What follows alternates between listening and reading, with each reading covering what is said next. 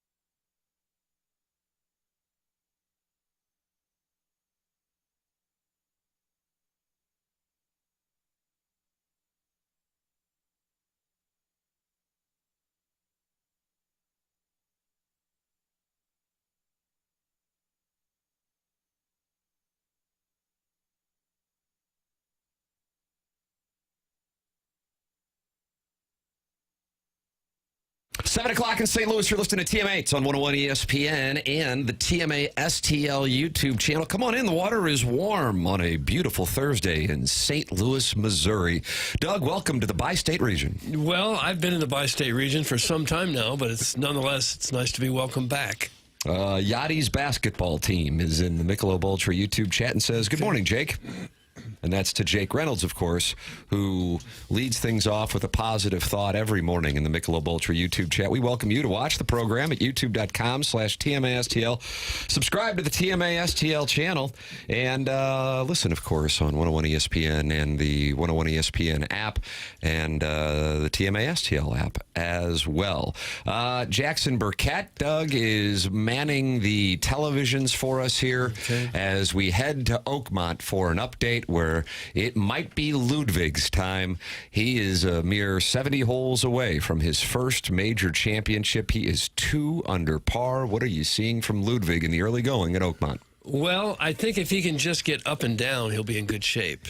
What he wants to do, as opposed to some of the other golfers, is hit fairways and greens. I call it fairways and greens. Nice. If he can avoid trouble and just hit it straight and make the putts, I think this particular golfer will be in good shape. Doug, is it a weekend where you really want to manage the course? Now, this is a weekend where course management is going to come into play. Unlike so many other tournaments where it really doesn't, you can just do pretty much whatever you want to do. Here, that course must be managed, and it's got to stay managed. That's eye-opening. Mm-hmm. You want to talk about golf? As I'm looking at that course, the overhead shots on TV, it looks like there's no trees there. I like a course with no trees. They took them all down. That was an edict here over the last. Was that Gil Hance came in and renovated this golf course? Did. I don't know. We'll keep you abreast of things. Matthew I'm Fitzpatrick. pro-tree, Doug. I'm sorry. On a golf course? It'll knock your ball down. You'll get stuck behind. Well, don't hit it trees. into the trees, son. I like that. I like calling Doug son. You can call Doug son as well. I can't help it. 314-399-9646. Air Comfort Service, sponsor of the text inbox. Callier and Thompson, sponsor of the phone lines. 314-974-0101. And then Michelob Ultra, sponsor of our YouTube chat. John Score says, no one breaks it down like Doug Vaughn. Mm-hmm. Well, I've studied the game, frankly, and I know what each individual player needs to do compared to the other fellas in the group. So, if you have any questions about this, if I have time, and I am pressed for time. Yeah, you are a little. If I have the time, I'll break a player down for you. Martin, very rare to open up the Air Comfort Service text inbox and see somebody acknowledging wrongdoing. But we have one. Jackson's Lone Wispy Pube leads things off and says, TMA mea culpa. Yesterday, I took a shot at Martin for his surprise guest for the ages. I PLTD'd this morning, and Martin totally came through with Kevin Harlan. Fantastic guest and fantastic interview. Tim, great questions as always. Oh. That's from Jackson's Lone Wispy Pube. Martin, the last surprise guest before Kevin Harlan, John Hamm, then Kevin Harlan. There is a lot of momentum right now in the surprise guest category. And Doug, would you say where are all Martin's surprise guest haters now? Well, what is there to hate? Why would you be critical I in think the first sweet, place? sweet Kai booking was tough. Oh. That was offered as a cheeky surprise. That was, and combined with the Plowhawk, I think it was a delight. Mm-hmm. I stand by it. Not every base hit is a home run. Sometimes it's a solid single. Mm-hmm. Sometimes it's a little nubber. Oh, I like that little nubber. Yeah. Who wants to be the little nubber? Maybe the next guest on the show will be Lil Nubber. But the thing that comes across with Harlan, he's just a really normal person. I've only interviewed him in person a handful of times at the Valley, but he's always, he'll text back, I would be honored to be on the show. I mean, like, he's seriously that guy. Like, just enjoying Doug, life. You're not even honored to be on the show. No, not particularly honored. No. Obligated. More than honored. Contractually obligated to be here from 7 to 11. Coming up on your Stiefel dossier today, we have Miles Mikolas joining the program. And we'll scream at him about the Cardinals getting swept. Okay. That's at 9:30 on your Stiefel dossier. Design, Air, Heating, and Cooling email of the day, 10:45. Stiefel dossier. I'm sure he'll accept that criticism very nicely. We'll get into the T-shirt. Suck it, England. It was his shirt the other day. I think he picks fashion with a purpose, knowing that it'll be on TV. He wore one of those Gulf of America hats during one of the post games. So I think he knows that it's going to create a little chatter, and he doesn't mind that. No. Much like this squad is creating some chatter around town. No. After that homestand for the ages. Well, first time they've been swept at home in a year since last April to Milwaukee, I read. It's starting to feel a little wobbly. Oh, boy. It's starting to feel a little wobbly. Doug Vaughn sells stock. Yeah, Lipitor, not good for, the third or fourth start in a row. Hasn't made it through the fifth inning in the last three starts. Newt wore the golden sombrero yesterday. Gorman struck out 3 times.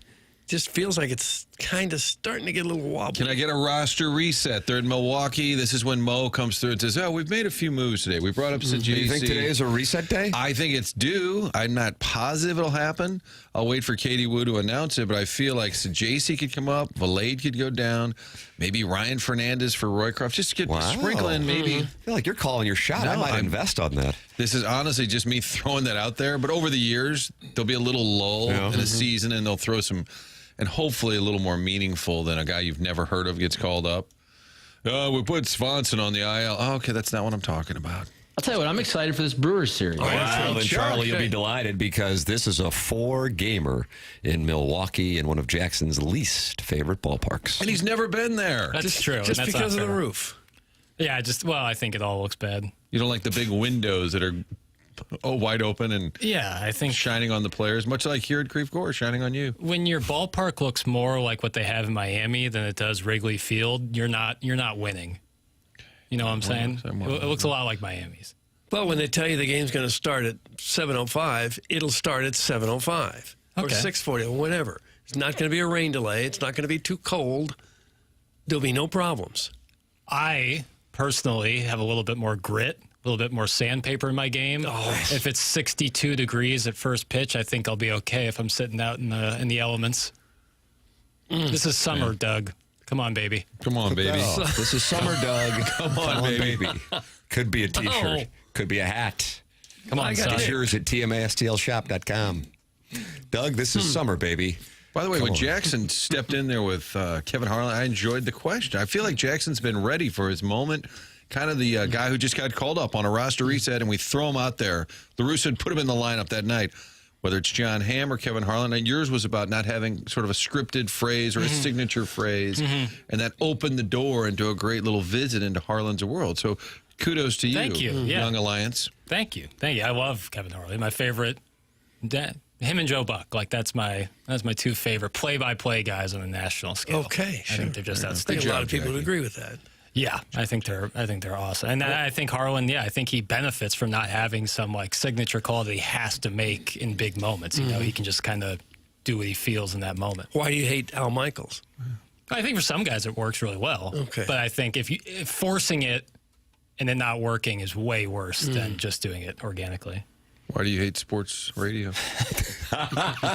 When we come back, why the NHL's in trouble. And then you come back 5 minutes later and you don't really address that. No. You just... By the way, they're going back to Atlanta. Did you see that? Or there's an aggressive effort. Well, I knew that there's talk of Atlanta and Houston, but I didn't know. I guess that they're going to build a new arena, and they have, I'm not sure if it's on strong authority, but they're confident like the NHL will come to this new building in Atlanta. I thought, oh my God, how many times are you going to do that? There's hope that we'll have the NFL. Boy, remember, they have approved a $3 billion mixed-use development arena and are going to apply for NHL expansion in Atlanta. Yeah, I may have read it a little That's too from Ron optimistically. Gant's Fox 5 Atlanta. Friend of the program, Ron Gant. He'd be a fun friend. That sounds like surprise guest coming our way. Although I think he anchors in the morning. I would say he might be pressed for time. It might be during a break. That really surprises me. Yeah. It really is the Ron Gant? Yes. Yeah, so is it the Fox affiliate? I believe it's the Fox affiliate. I don't know if he still is, but he was for a long time morning host. But I'll tell you that Kurt Menefee, who's one of the faces of Fox, he does Good Morning New York every day, Fox New York. God Which bless is him. unbelievable. I mean, he doesn't need the money. I think he just likes to work, to be busy, to have options. I know the NHL would love to have a team in markets the size of Atlanta and Houston, but didn't they learn in Phoenix that maybe you just can't force it if you're in an area that just isn't much of a hockey hotbed? Yeah. Somehow it works in Florida, but it sure hasn't worked in Atlanta. It sure didn't work in Phoenix. And I struggle to believe it would work in Houston. Maybe I'm wrong. What about a Thrashers Coyotes Stanley Cup final? I think it would work in Milwaukee. Why doesn't Milwaukee get a team? Hockey's huge Chi-Town in stand Wisconsin. up. I just wonder if And then corporate... that would be 4 teams in a relatively small market. But it works in football, basketball, baseball. But that doesn't address that it would be 4 teams. I think that plays a role into it. 4 teams. You mean too close together, as you were saying? I'm saying 4 teams in a small market. Oh, 4 teams, 4 pro teams. I realize it's Green Bay, but I mean that is Milwaukee's team. To have 4 major teams, and what's that market size is Milwaukee, Martin? I'm going to go to you for this. I feel like you know the answer. I would say low 20s, like 28, 29, 30. Somewhere in that Milwaukee, range. I think, is 38. I was in an argument with my buddy about market sizes for the Wow, Bucks. what a conversation that had to be. Wow, Really. nerds. It was with Herb. Herb's a big Bucks fan. Were you talking pickleball and then you just segued into DMI? He was complaining about ADI. the media coverage of Giannis, and I don't know. You kind of get pissed about the media coverage of Giannis. Really do. Really get upset. I just Were you guys recently, on Molly? That's a bridge too far for me. I just recently looked at Milwaukee's market size, and it's 38. Is that right? That feels too small. Well, I think what Tim is pointing out could be an issue because corporate dollars are what they often talk about. And the Bucks are going to draw corporate dollars. The Brewers are. And then Green Bay is not a very big city, so a lot of money out of Milwaukee goes to cover, Packers, corporate sponsors. I just think it's such a hockey hotbed. Yeah. I think it's be a no-brainer that they would support it. Yeah, the target right now is Houston and now Atlanta. $3 billion mixed use. Remember when it was a big deal when Jerry Jones built AT&T Stadium and it was $1 billion? Now they're building NHL arenas that are $3 billion. Alan Dadeville is a Georgia guy, and he texted in that 10 years ago where they're building that new arena was nothing but woods. The population shift is all going that direction. That's from Alan Dadeville, former Thrashers season ticket holder. Doug, so we have an Atlanta insider on this show. All right. That's north of downtown, I'm guessing? I would imagine. And is that in the vicinity of where Truist Field is? If you have driven through Atlanta, I would think. You hit Truist Field, I feel like about a half hour before you get to downtown Atlanta, heading southbound, that is. It'd be nice if they could get some traffic in there for a change. Because the traffic is so light there in Atlanta that they really need to have some more development in that stretch. Well, maybe this NHL franchise will bring that traffic. I mean, you can sit there and for almost an hour and go nowhere near that stadium, near that baseball stadium. I've done that, been there and done that. The Chicago Blackhawks have been against Milwaukee getting an NHL team because Chicago basically owns the Milwaukee market. They play a preseason game there every season. That is most of the reason. That's from the 636. And now we have a Milwaukee insider in addition to Martin. It shouldn't be the reason. If one city can tell another city, you can't have a team because we want this market. That sucks. Shot at Jerry Jones. Shot at Clark Hunt. Absolutely. I'm going to Chicago. Stand up. Sounds like you're for Chicago. I'd like to be from Milwaukee and be told, well, I know you'd like a hockey team, but somebody in Chicago doesn't want you to have one. No, that makes no sense to me. You are welcome to get involved on the program. 314-399-9646. You can text in. That's Air Comfort Service text inbox. Callier and Thompson phone lines, 314-974-0101. And, of course, you can participate in the Michelob Ultra YouTube chat where 112 friends have gathered, including Erwin M. Fletcher. He says, morning, fellas. Hope you had a great Wednesday evening. The Cardinals didn't. I improved on my -2 at McNair with a -6 at Endicott Park. Wonderful track out there. Not as wonderful as Tim, though. That's from Erwin M. Fletcher. And I believe now that refreshes my memory, he's the one who plays disc golf. And I guess he had a that's right. -2 at McNair and a -6 at Endicott. So this guy can play. Have you guys ever done that, disc golf? You ever played that? I haven't had the opportunity yet. I have some buddies who are really into it. Herb? No, not Herb. Oatmeal, probably? Nah, not his bag. Different friends. Private Citizen Pete? No, we play real golf. Well, who are these friends? It's unimportant. Just know that they're friends. Did you just kind of throw it out there? Now you're thinking, No, they're legit friends. And you don't want to name them, but they don't have cute little nicknames yet, so you're struggling to say who they are. That's exactly right, Martin. Okay. It seems fun. I don't know.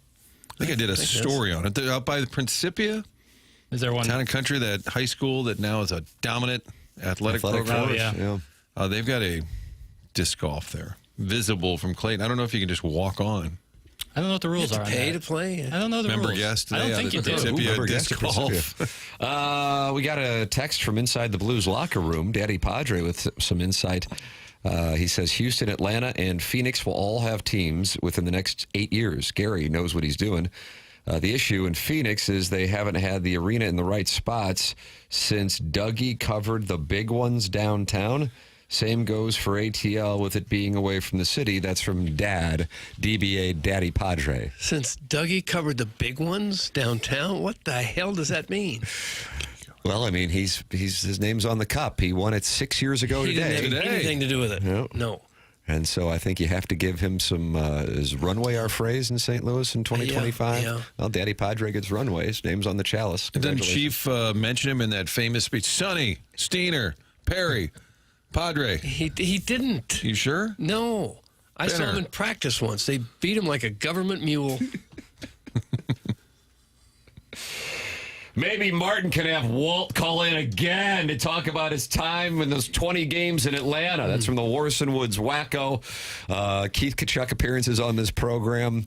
Apparently in the crosshairs of some of the listeners, Martin, even though you're coming off of Kevin Harlan and John Hamm. Doug, can this program win? I don't think we can. And Kevin Harlan called out John Hamm about the basketball and said, "Fess up, John." That's right. We got Harlan. That should have made it to the New York Post. Kevin Harlan calls out. We should have sent that over immediately. Harlan gets sideways with actor John Hamm. That would have been the headline. And then you read the whole story and it doesn't back it up. No feud. But that would be the headline. We would get the clicks. Does anybody other than this fella not enjoy a Big Walt phone call? By the way, today would be a glorious day for a Big Walt call with the NHL finals going on. He's a lot of fun. His son's in the Stanley Cup. We ought to have Big Walter on. I think actually when the cup is over, I think we get him on. See what's doing. Yeah. He's probably down in Sunrise this evening, I would imagine. Might be getting some work in. I think he's working on his short game. Every disc golf guy is a weirdo and works at a big box store. That's from the Hunchback of Vaughn Castle. Is that true? No, Why would you have to work at a big box store? Yeah, I don't see the correlation at all. I liked it, though. Yeah, I didn't mind it. Hey, Doug, I had White Castle for lunch yesterday. I genuinely think they have the best crinkle cuts in the game. Loaded them some bitches up with so much catsup I had to eat them with the fark. That's from Lefty Jacksmere. Okay. It's a good text. Shake Shack, I think, might challenge them in the crinkle cut department. Are all crinkle cuts the same? I know that's controversial. Oh, no. I think White Castles are much more fluffy, a little floppier. And less yield? Shake Shacks are a little more rigid, a little more structured. Why are you Shake Shack. talking like that? Yeah, Why are what's you going talking on? You running for office? Are you I'm not speaking against it. code? Choppy delivery? Kind of like somebody who has been coached up by a PR team and you have talking points? Yeah. I don't know why I did that. Shake Shack, a little pricey. A little pricey. No doubt. Daddy Padre, you can go to hell! Oh. That's from Bob Wagon, who for whatever reason really does not like Daddy Padre. Nothing says fat remote worker slob like a disc golf player. That's from Buck Showalter's slightly used jockstrap. Why is that taking with shrapnel? this with pickleball, like everyone is saying all these people who are exercising are fat. Like I don't get like everyone who's now doing something Sorry, I'm outside, not crossfitting, bro. is fat. It's like, well, they're trying. It's clearly. probably, here's a sport or activity that I don't do, so it must be for losers. Yeah, that's fair. Man, I'm telling you, pickleball took shrapnel yesterday, today, disc golf, Doug. Mm-hmm. Well, you can express your discontent with whatever activity it is by texting in 314-399-9646. Air Comfort Service, sponsor of that text inbox. Miles Mikolas on the Stiefel dossier. That's coming your way at 9:30. The Cardinals get swept by the Blue Jays yesterday, and we'll try to restore order. Martin sounds like he's predicting a roster reset of sorts today, and I like that play. So that is what we have coming up this weekend before the Cardinals go to the south side of Chicago and take on a very dangerous White Sox team. You can email in for our Design Air Heating and Cooling email today, the morning after at InsideSTL.com. Design Air is online at DesignAirService.com. Doug, this forecast is problematic. I know. It just when is it going to stop? When can we just have like a couple of weeks of summer weather without storms? Storms tomorrow, storms Saturday. And for those of you cheering for me to be unhappy, which I feel like is about 80% of the audience, I have some what kids call outdoor activities over the next few days that I think are just going to be under storms nonstop. Yeah, unfortunate bad beat. Storms tomorrow, storms on Saturday, and according to the Apple forecast, Sunday, Monday, Tuesday, and Wednesday. Day off on next Thursday. Then the storms start up again on Friday. That is what we've got here in St. Louis. And we are in the rainy season? Is this the rainy season? Well, it's hurricane season for sure. Yeah, so I guess that's what we're dealing with. Some hurricanes coming through. Some outer bands. Mm-hmm. Design Air's online at DesignAirService.com. Martin's a client, Doug's a client, I'm a client. Seth Goldcamp has been the longest running sponsor on TMA. Design Air Heating and Cooling, sponsor of the email today. The program's called TMA. It's presented by Brown and Crouppen on 101 ESPN.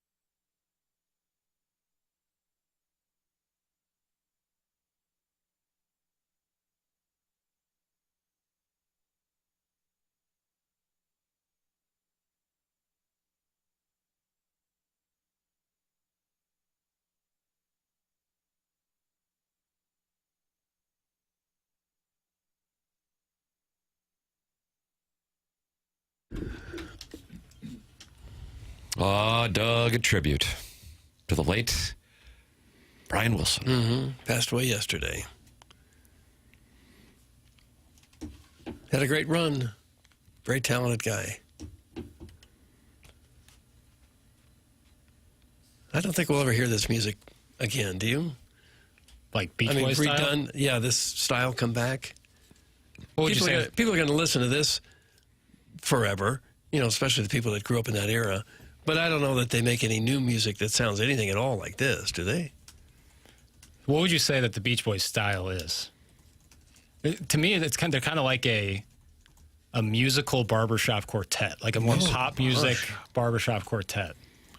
I think that whole sound felt like California, didn't it? Yeah. Kind of California surfing. And then the Bare Naked Ladies wrote about Brian Wilson. Is that 98? Was he lying in bed just like Brian Wilson did? It's tough. You know what? I'm going to go earlier than that, Doug, for you. 93? Well, don't stress out about it. I'm going to go 96 to get me 95 and 97. I don't feel good about it. I mean, this is just kind of like a fun little play, like a parlay. It's a good time. Yeah. It's a good time. I've got 92 released. Boy, 93 would have hit then for you, Martin. Nice job. Brian Wilson. 92, really? Song was written by Stephen Page as a tribute to the Beach Boys co-founder Brian Wilson. Okay. Passed away 87 years old. All right. 84 years old. Was he that old?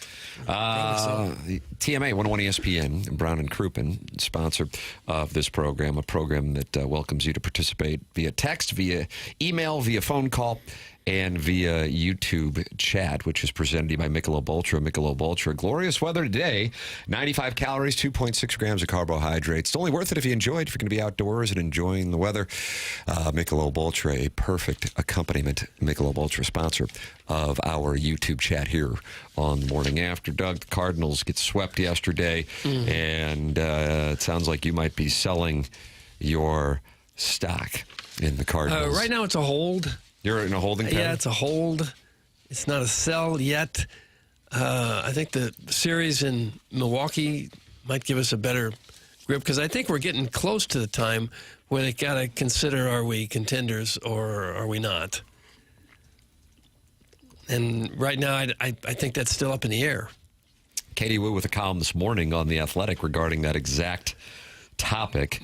With 3 early storylines to watch with regard to the Cardinals and that trade deadline, because at this moment, after what was a disappointing homestand, considering that if you would have looked at it in advance, you would have said, okay, well, the Dodgers series might be a problem, but see what you can do against the Royals and Blue Jays, even though Toronto had been playing well.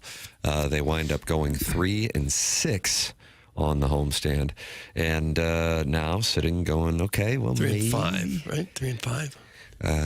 And then they lost 3-6, 1-5 against the Royals and Blue Jays. Right. They lost 3 to Toronto, 1 to LA, Jackson's and 1 to smiling as he watches Doug do And he math. has math problems himself over there. He has 3 I just want to focus on disc golf and pickleball. Because they did if lose. people want to do math, I'm here. They did lose both games of that doubleheader to Kansas City. That's what. No, they won the those. first one. Well, son of a sack ass. They went. I'm reading All right, this. welcome ESPN back. Brian schedule. Wilson I'll has roll. passed. The Cardinals went 3-6 on the homestand. All right. Not necessarily, though. Doggone it. Take a look at this number. They also had one postponed. Yeah, That hurt. That counts as a P. Okay. What was the record on the last homestand? Anyone have that? Jackson, you're good at math. 6 and 1P. Okay. Yeah. The real Like record. an MLS standing, and they reverse them depending on where you look. Yeah, oh yeah. That's You put the draw in the frustrating. middle or at the end, and you see the team's record. Wow, they've got a lot of losses. No, those are draw. Yeah, I don't care for that. Reverse them. John Cusick says, trade them all. That's in the Michelob Ultra YouTube Trade chat. them all. Because there's a demand. I think it's too early to cash in Trade 'em chips all. at this point. What about sending them straight into the sun? Is it too early for that? Definitely too early for that. Well, Newt's not hitting. Victor's not hitting. Your outfield question that's gone on for 10 years continues to rear its ugly head. Don't really have a settled outfield. I do think a good barometer of a team, if you go around, if I said either an all-star at this moment or do you see it the next couple of years? And you go through each player. I'd say Mason Wynn, maybe. Yeah. Donovan, maybe even this year. Herrera, maybe? Maybe at some point. I guess as a DH. But you got a lot of guys in the outfield who just are pretty good. I mean, they're big leaguers, right? They're all way better than any one of us. But at the MLB level, not what you're looking for. It's a below average major league outfield for sure. And it has been for a while.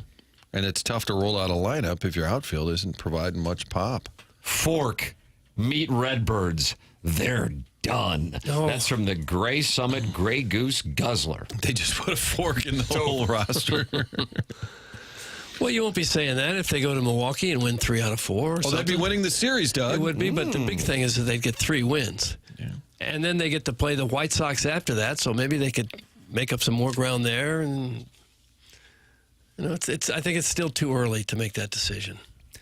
But recently, the starting pitchers have been more of who we would think the starting pitchers are based on, Doug, what we'll call today pattern of past practice. Okay. Pattern of past practice. All right. Not only is it accurate, but it also is fun because it's alliteration. And in sports talk radio, alliteration is wonderful. So pattern of past practice, there has been a bit of a regression, but the regression, I think, was expected. And in some cases, they were way above their skis. Sonny Gray, I think, is probably the one that you could sit there and go, okay, he's probably going to be able to continue some semblance of being their top pitcher. But otherwise, Liberatore was above his skis. I don't know what happened because when they pulled him in the last start, it was precautionary. Velocity was down, was anxious to see what would happen yesterday. And didn't go great. It wasn't dreadful. Started out fine, but then it got away from him.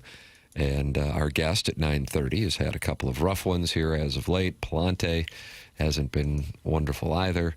And so now you're sitting there going, okay, this is kind of what you got. And then you take a look at the outfield, as you were just noting. And I don't know where the solutions are going to come from. Well, what they need to do, Tim, is get hot. Okay. And that solves a lot of problems. Because of babies. Yeah, they do have Gray pitching today against a Milwaukee pitcher making his major league debut, Mizzou. That'll be a problem.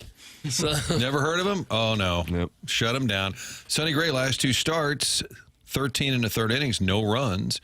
And they do tend to win. I think going back to last year, when he pitches, they tend to win. They're 11-2 this year in Sonny Gray starts. Yeah, he's 7-1 record. So. Guys, maybe they'll get this one. He's probably got a baseball in his hand right now at the Fister. Calling it now, sweep by the Sox and full-on fire sale, much to the dismay of the fat slob disc golf players. Oh, how did that come back? It's so unfair. That's Buck Showalter's slightly used jockstrap, and Buck Showalter's slightly used jockstrap is really anti-disc golf. This Erwin M. Fletcher started something in the Michelob Ultra YouTube chat today, and Buck Showalter's used jockstrap slightly is here to put out that fire. Is there any real reason to hate it? I mean, they don't bother anybody, do they? They just throw a frisbee to the woods, and that's bothering people? Seems like that might be some people like things and some people don't like other things type of deal. Professional Disc Golf Association is the governing body. Close to 300,000 registered players. Doug, when did it start? You want a year? I don't know the years. It started in the early 1960s. There's great debate, Tim, over who came up with the idea first. The consensus that multiple groups of people played independently throughout the 60s. Students at Rice University in Houston would hold tournaments with trees as targets. 1964. Was that when they were doing a lot of acid, or was that... Did it all kind of... later on in the decade. Is that a little early for acid? Yeah, I think so. July 9th will be the turnaround date. It's Rally Chain Giveaway Night, and the Power Hoosiers will be out in droves to bring the ball club to 4 games out of 3rd wild card finish. Probably many disc golfers in that demographic, too. That's from Carlos Spicer. Doug, this disc golf thing is included in damn near every text. They dare not have a disc golf giveaway at a Cardinal game, or they will all wind up on the field, every last disc. When Tommy Herr hit the grand slam against the Mets and it was seat cushion night. All of them on the field. Yes. Every last one. Great video. Get involved on the program, calling in. Callier and Thompson phone lines 314-974-0101. And you can text in 314-399-9646. That is how you can get involved on this program, which is called The Morning After. And Doug, we welcome you to podcast the program as well. Somebody started off the program by saying they went back to podcast Kevin Harlan's appearance on the show. The podcast on TMA and 101 ESPN is brought to you by Schaefer Door Company. That's Jason Gossard. Do you know anything about Schaefer Door Company? I do. They've been out to my house. They do great work. They like us to focus on the name Schaefer because apparently there's a couple of other businesses in town called Schaefer. This is one F. Schaefer. Best to call or text them at 636-782-3608. One of the things they have that's a little unique is they have a special Monday morning standby service for doors that break over the weekend. They are fully staffed and ready to go on Monday morning.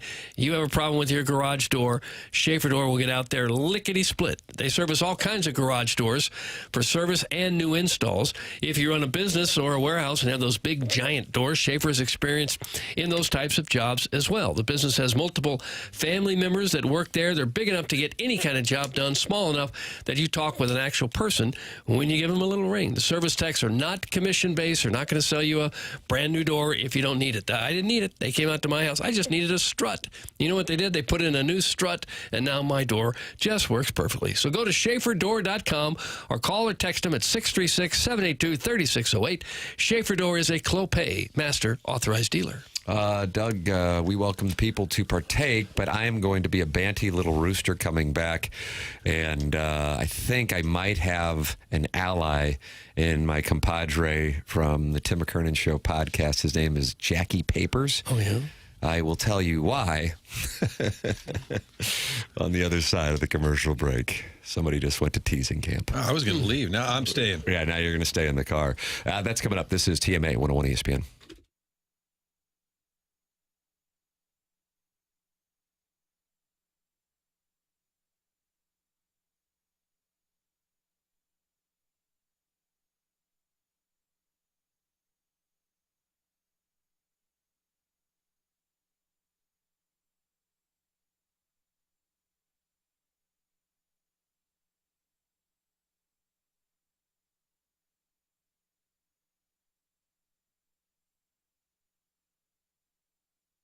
In the market for a new vehicle, you can get one at AutoLoanPro.com. Doesn't matter what your circumstances are. If you've had any past hiccups, they're going to find a way to get you a new car with little or no money down. Also going to work hard to make sure they get you the best rate possible. How do they do that? AutoLoan Pro works with over 50 different lenders. Looking for the best financing they can get you. On top of that, their website, great vehicle to learn more about how the credit industry works. You can download a free playbook. It's right there at AutoLoanPro.com.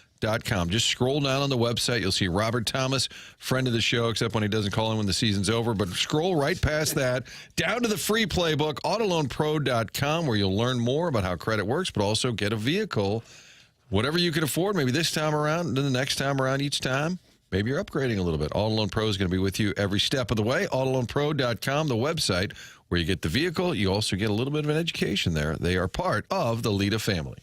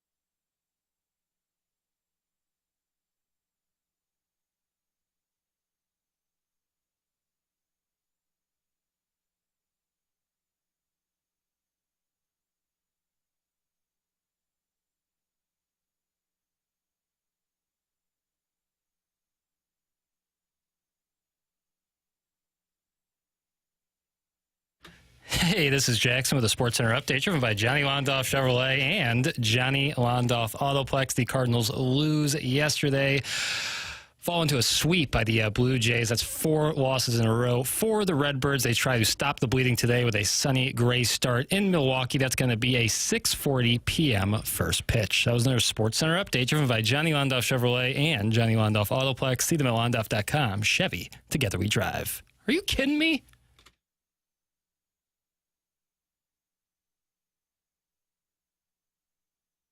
And when that bat is in his hands, Bush will scream, yell, shout, and roar.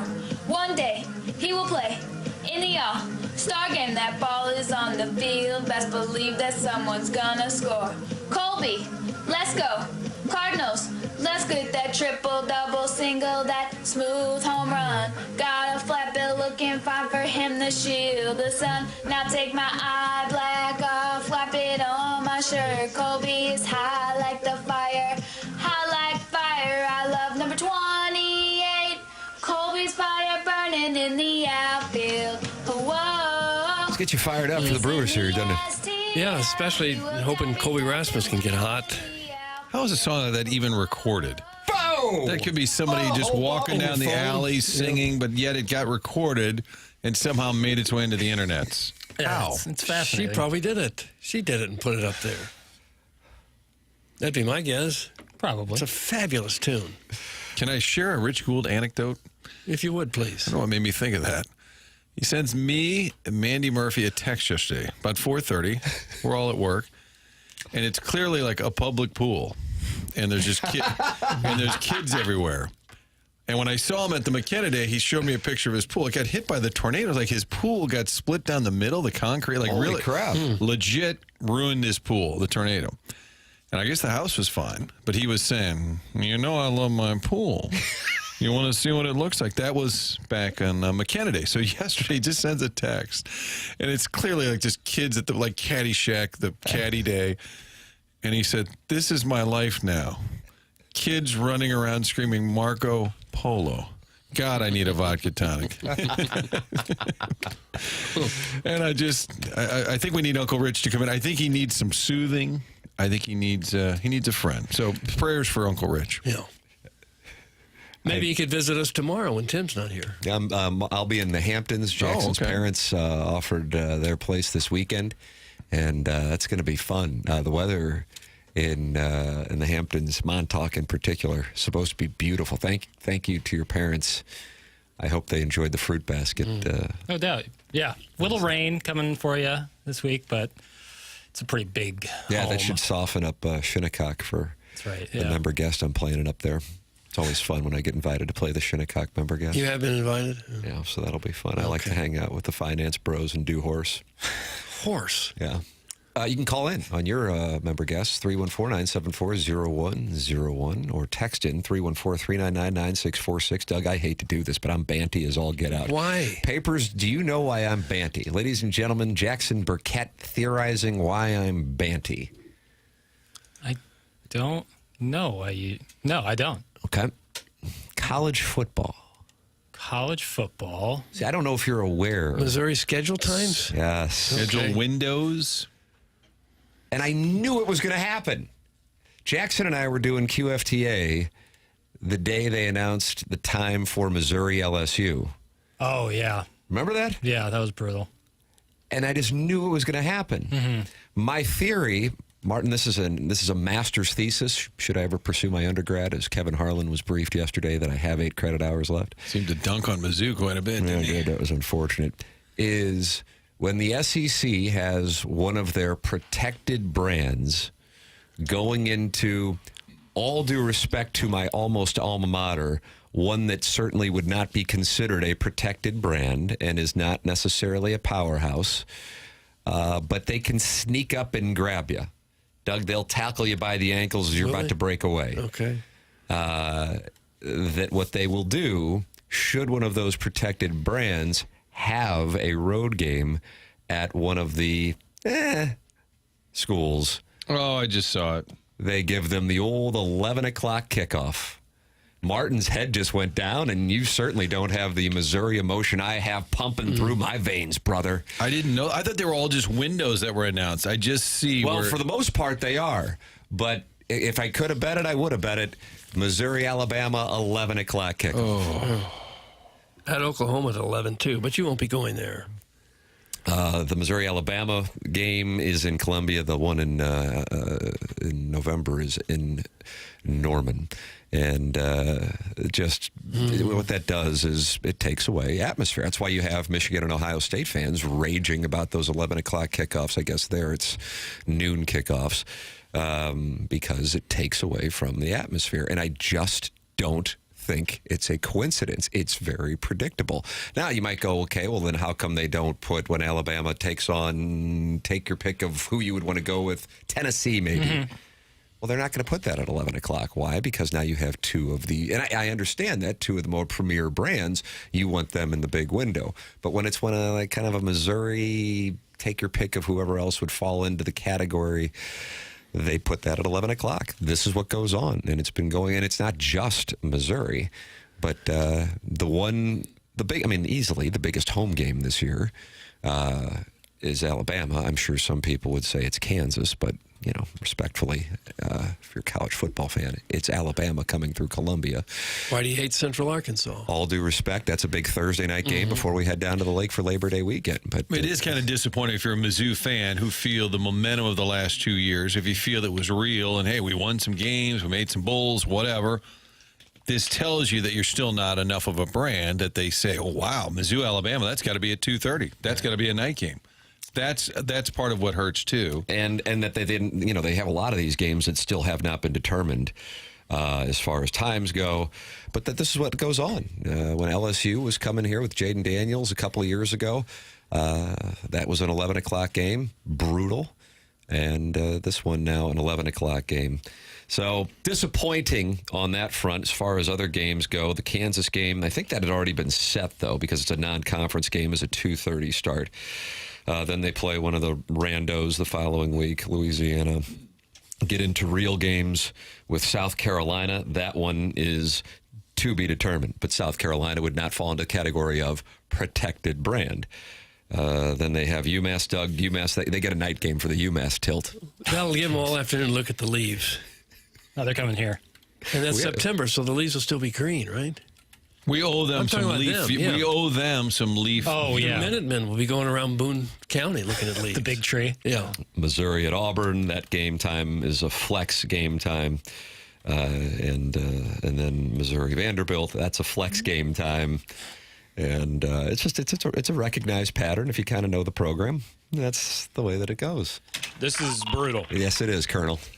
Jackson, were you aware of that? No, I was not. Yeah, because if you were aware of it, you might have been able to guess it. Yes, I would have. Yeah, probably. Yeah, it sucks. 11 a.m. games suck. Like, if you're in St. Louis trying to go to the game, it makes for a really early wake up and traffic down 70 when you're trying to get there. Or it just takes away from the atmosphere. Right. And then the afterwards, it's not as fun. It sucks. And road teams do better in those 11 a.m. games. It sucks. Alabama. Who cares? Mizzou sucks. Hey. It's from Eric in the Central West End.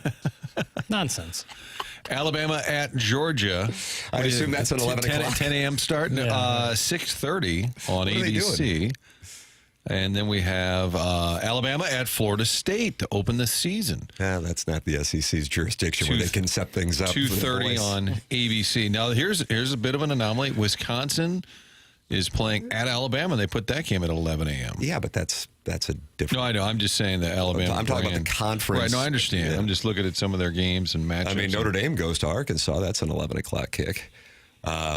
But again, from the standpoint of this is just what kind of goes on, and it's recognized. I feel like Vanderbilt, which Diego Pavia will be turning 40, I think, but he still will be at quarterback. They kind of get a goofball game, one of their big games. It might be the week after Alabama, Missouri. Yeah, LSU, Vanderbilt. That's the 11 o'clock kickoff.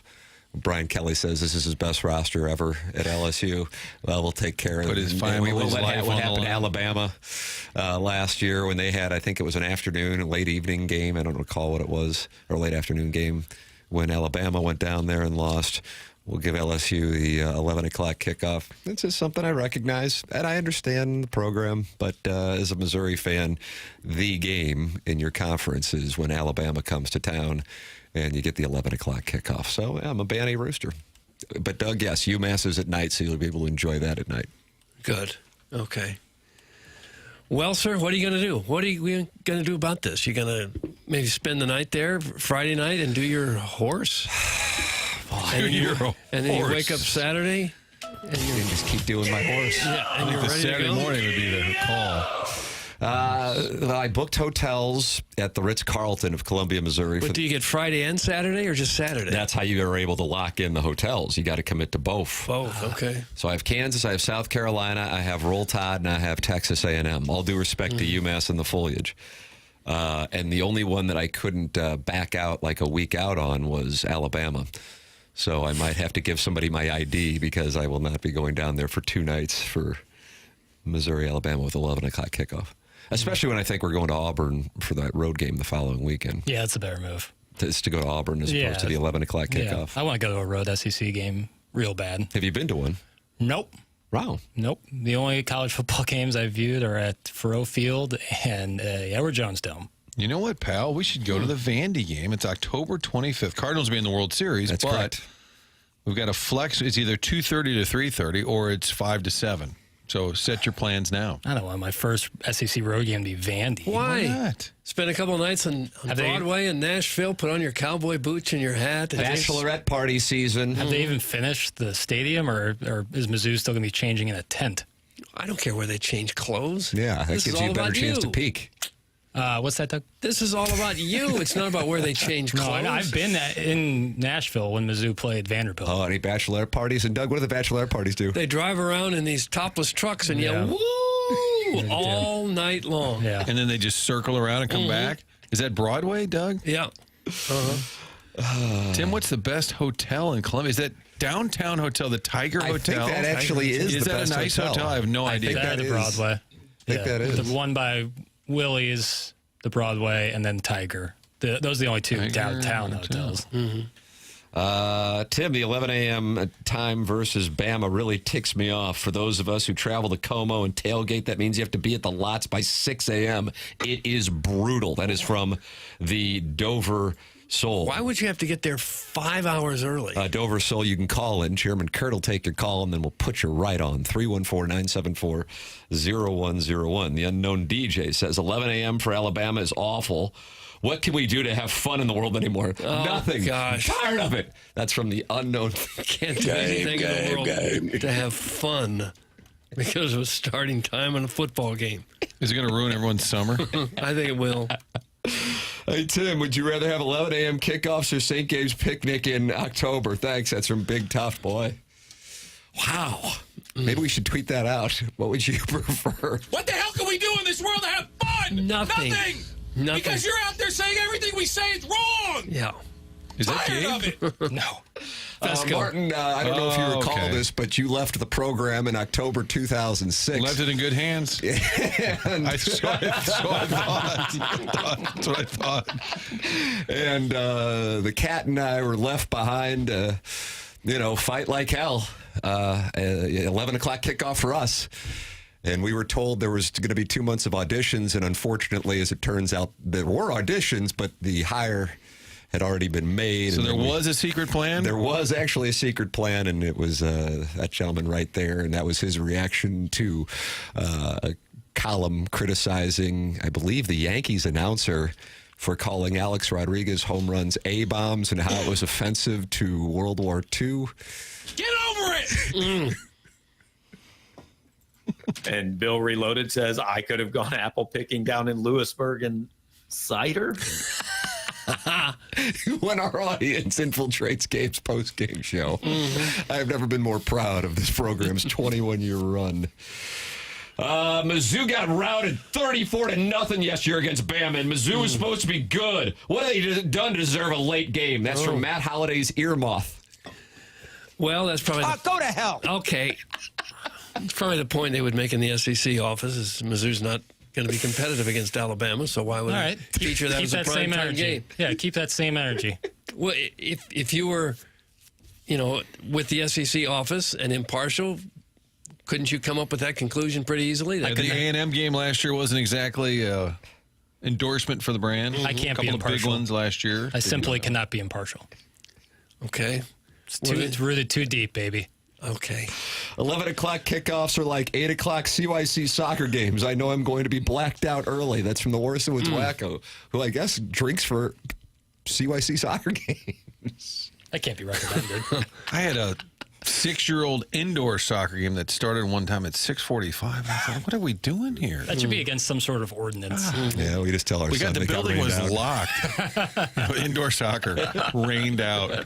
Power outage. That's what I heard. It happened at SoFi once. They had rain coming in on their indoor stadium. If you're not going to the game, if you're just a viewer at home, an 11 o'clock start, you can still kind of sleep in on a Saturday, get something to eat, and then bam, here's your football team on TV. And then by 3 o'clock, you're outside raking leaves? Yeah, then you got the rest of the night to go out and do cider and horse.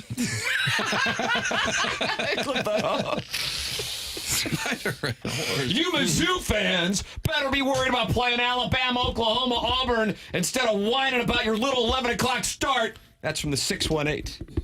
What the hell can we do to coach the team? I do have eligibility left because of the 8 credit hours. You and Pavia? And I don't know.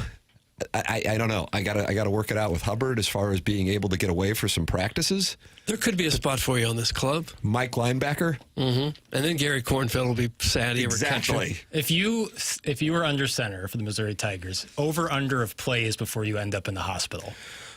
Passing plays. I think 0.5 has got to be the number. I think it has to be. I think probably for all of us. I'm still not happy with the term under center. Why? It's because it's meaningless. I mean, they mostly run out of the shotgun. You're not under the center. Your hands are. No, they're not. Yeah, they are. They're not under him. Yes. What do you mean? They're right next to his fanny. Do I need Chairman to get into a three-point stance real quick and show you? Yeah. Your entire person is not under Right. You're not south of the center. It's just, a really odd way to describe playing quarterback. You're under center. What? How about signal caller? You like that? That's much better. Field general. The plug bandit from Washmo has responded to the 618. Okay. Mizzou won 10 games with half of a quarterback, you dope. Yeah. It's a response. With half a quarterback. 618. That's a shot at the New York Jets' Brady Cook. He didn't spend a lot of time under center. He was limited, I think, is what he's saying. And we'll always remember Drew Pine's time. Against Oklahoma. Not against Auburn. Mm-hmm. We'll try to forget that. Well, Brady Cook went across the street from the hospital and said, I'll come back and save the day. That was awesome. Mm-hmm. Get involved with a wide variety of thoughts. 314-399-9646. Cider and Horse, title segment. 7 o'clock hour. 8 o'clock hour brought to you by Fisher Window and Door Store. Miles Mikolas at 9:30 on the Stiefel dossier, along with our Design Air Heating and Cooling email today, the morning after at InsideSTL.com. That is how you can get involved with this program that is brought to you by Brown and Crouppen. Online at brownandcrouppen.com or by calling 314-222-2222. It is Brown and Crouppen, longtime sponsor now of TMA. The name of the game is to support the sponsors, and we ask you to support Brown and Crouppen should you need a personal injury attorney. And you're going to want somebody who is local anyway, and Brown and Croupen's been local since its founding here in the St. Louis area in 1979. They just built brand new offices on the Hill, and they are committed to taking care of St. Louisans and TMA listeners. It's Brown and Crouppen, online at brownandcrouppen.com or by calling 314-222-2222. Brown and Crouppen. Remember, the choice of an attorney is an important decision and should not be based solely on advertisements. Brown and Crouppen, presenting sponsor of TMA on 101 ESPN and on the TMA STL YouTube channel.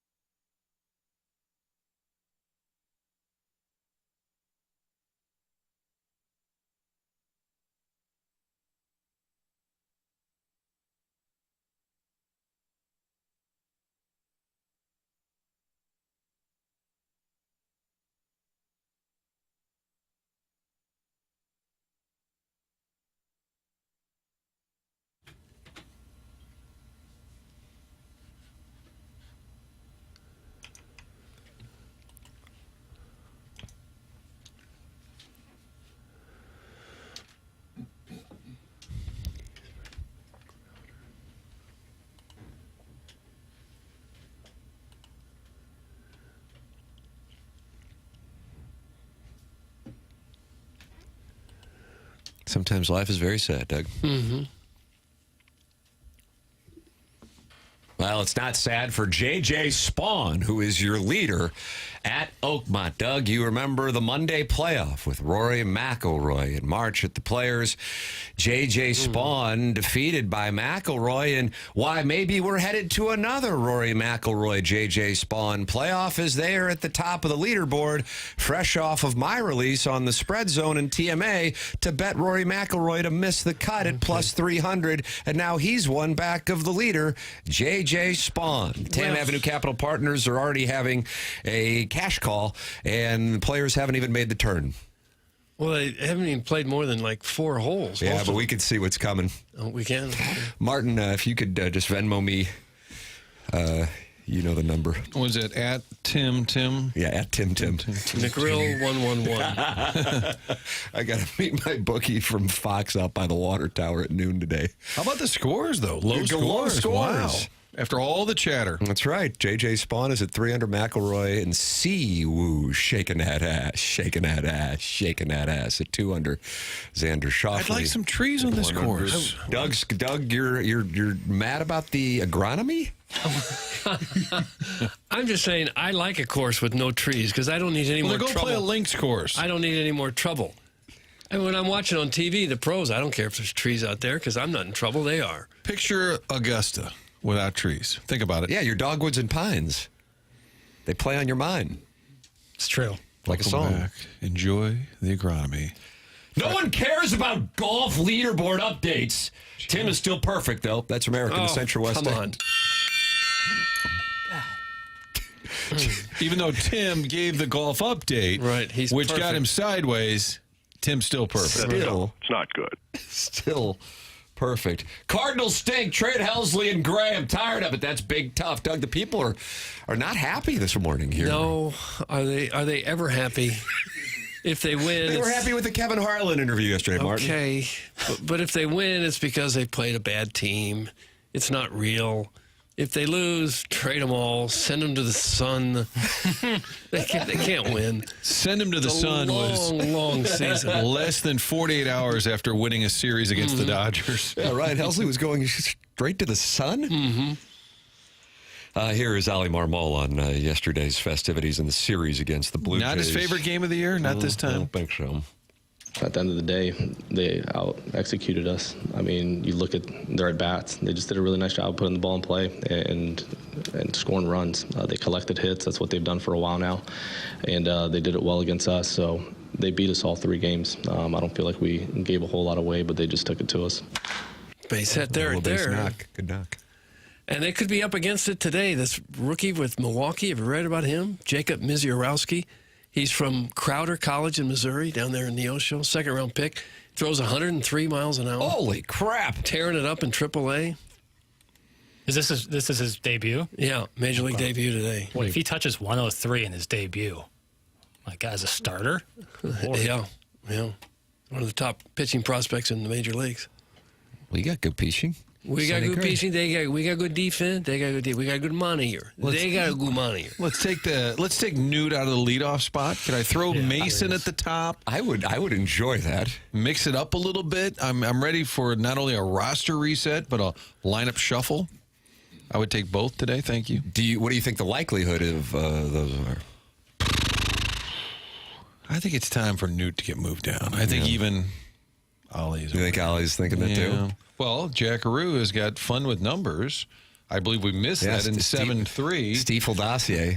Newt Barr last 5 Missouri and games. Illinois fans were arguing over their football teams.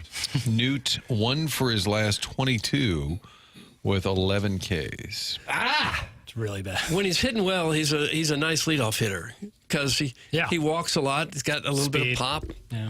But he's not hitting well right now, so why do you want him to have more at-bats than anyone else? I think Wynn's got to go back up there. Yeah. And do you think that is going to happen for tonight's festivities against the 103-mile-an-hour fastball? I want to say yes. Wow. Martin. Mason Wynn, this dude be bussin'. There you go. That. Bussin'. And then Ivan Herrera in the 2-hole. Little thunder there. I like that. All right, you're building out the lineup, all right? Maybe. Damage in the 2 holes, is that what you're saying? Yeah. Wilson, The problem 3. is they like right, left, all.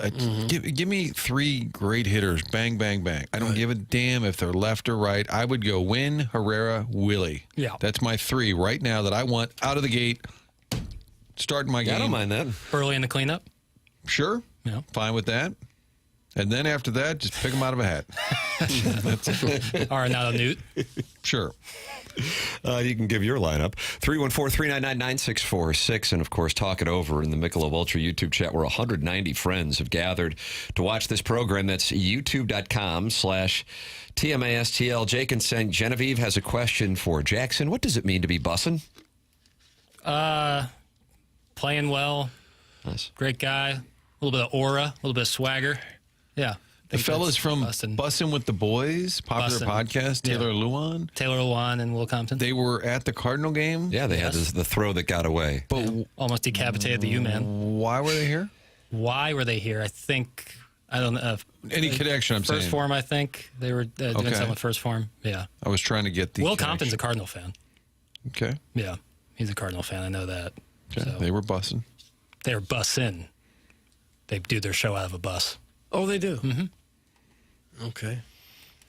St. Charles is in the Michelob Ultra YouTube chat. Great. Doing golf updates now. That's from a St. Charles. All right, let's do it. Air your complaints. Let's go. 969.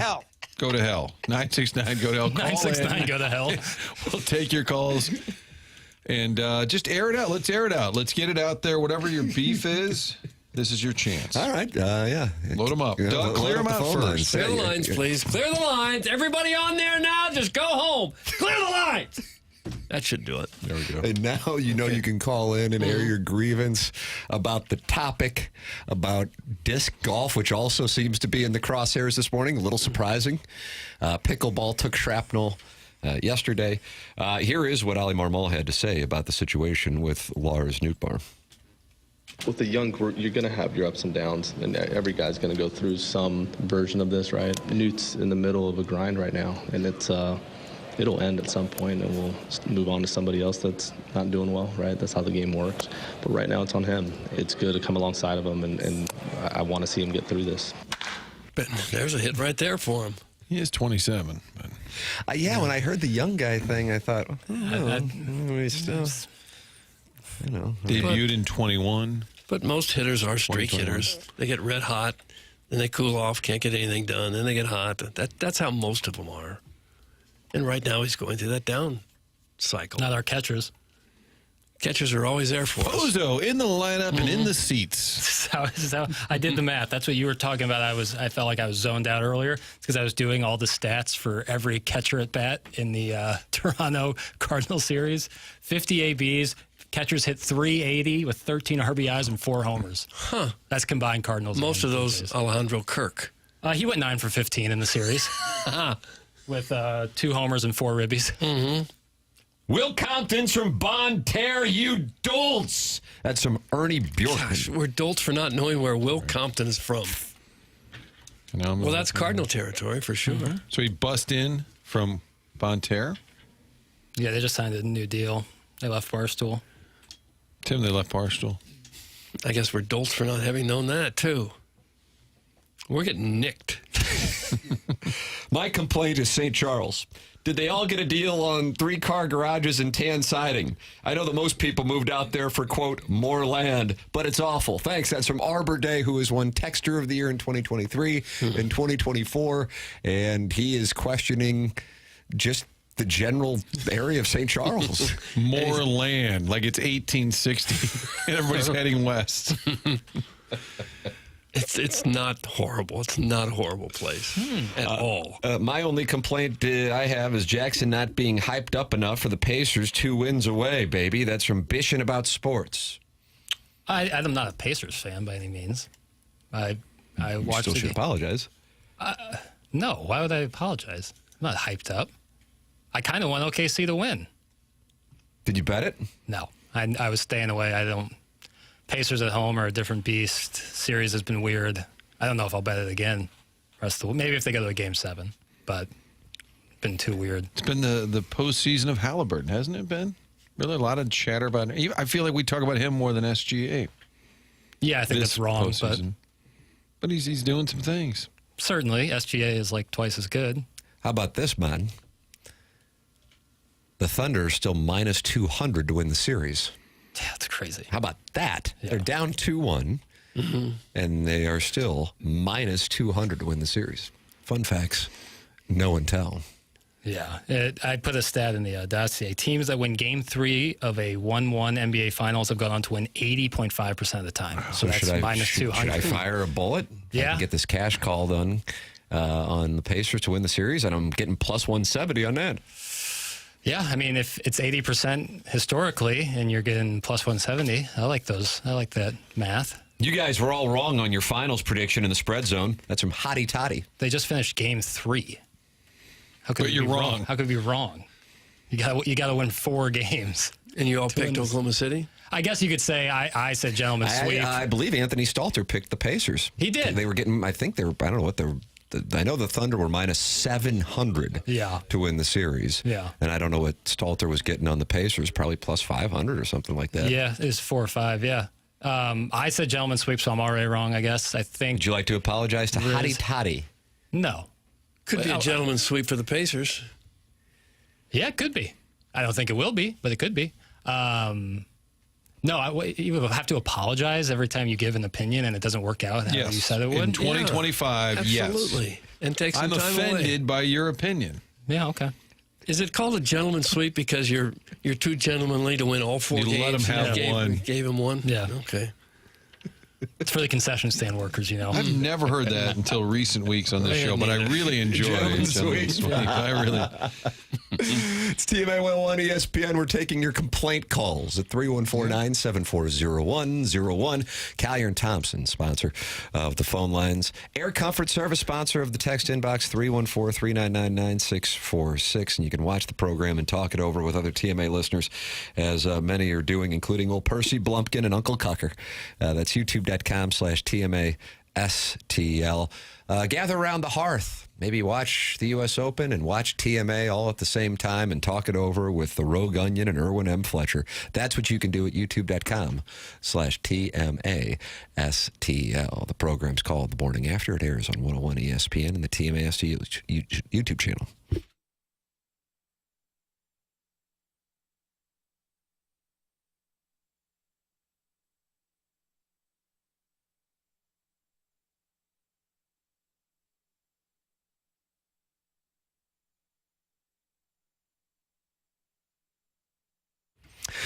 Tim McKernan here talking about down payments with Stewie from Stewart's American Mortgage. Stewie, what do you got on the down payment conversation?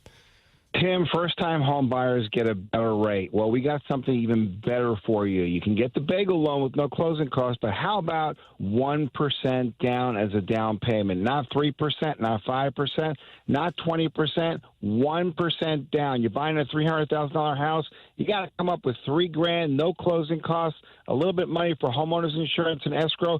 Maybe you need like $6,000. That's it for a $300,000 house. If you're a first-time home buyer, give us a call. We'll tell you all about it. 1% down as down payment. Get the house of your dreams with very, very little money down. There it is. Stewie can help you out at 314-324-4440. That is his personal cell phone, 314-324-4440. Or you can Google the bagel loan. That's Stewie with Stewart's American Mortgage. Thanks, Stewie. Have a great day, guys.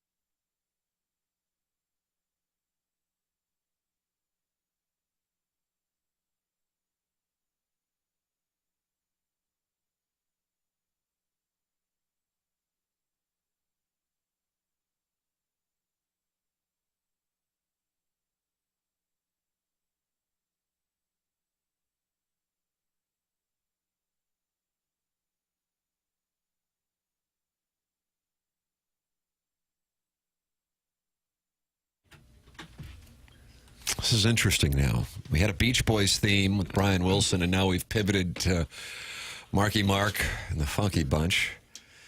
1991, of course. Doug, do you have any guess on what this music theme is? I really don't have a clue. No theme. I mean, Good Vibrations kind of gets you back to the Beach Boys. Nice, Martin. well, yeah. So as tribute to Brian Wilson for a couple songs, but I'm not here to do a Beach Boys theme. But Doug mentioned, like, do you think this music will ever be kind of around? And you could say that Good Vibrations influenced by Beach Boys. But this doesn't sound like Beach Boy type music. But it's called Good Vibrations. But I'm saying, like, I don't care what they words. call it. It doesn't sound the same. influence there. Doesn't sound anything like I'm not a Beach saying Boy. it was supposed to. I'm not saying it was supposed to sound like it. All right. Oh. I love this song, Jackie. That's America in the Central West End, who It's a you great think is summer attractive, song. but you're not attracted to. Bingo! It's a great summer song. A great summer song. Come on, stop It with is. that overanalyzing. No, I agree. Well, you can't listen to this in February? When did you become the fun police? Get that up. Turn it up, Jackie. Turn it up. Let's go.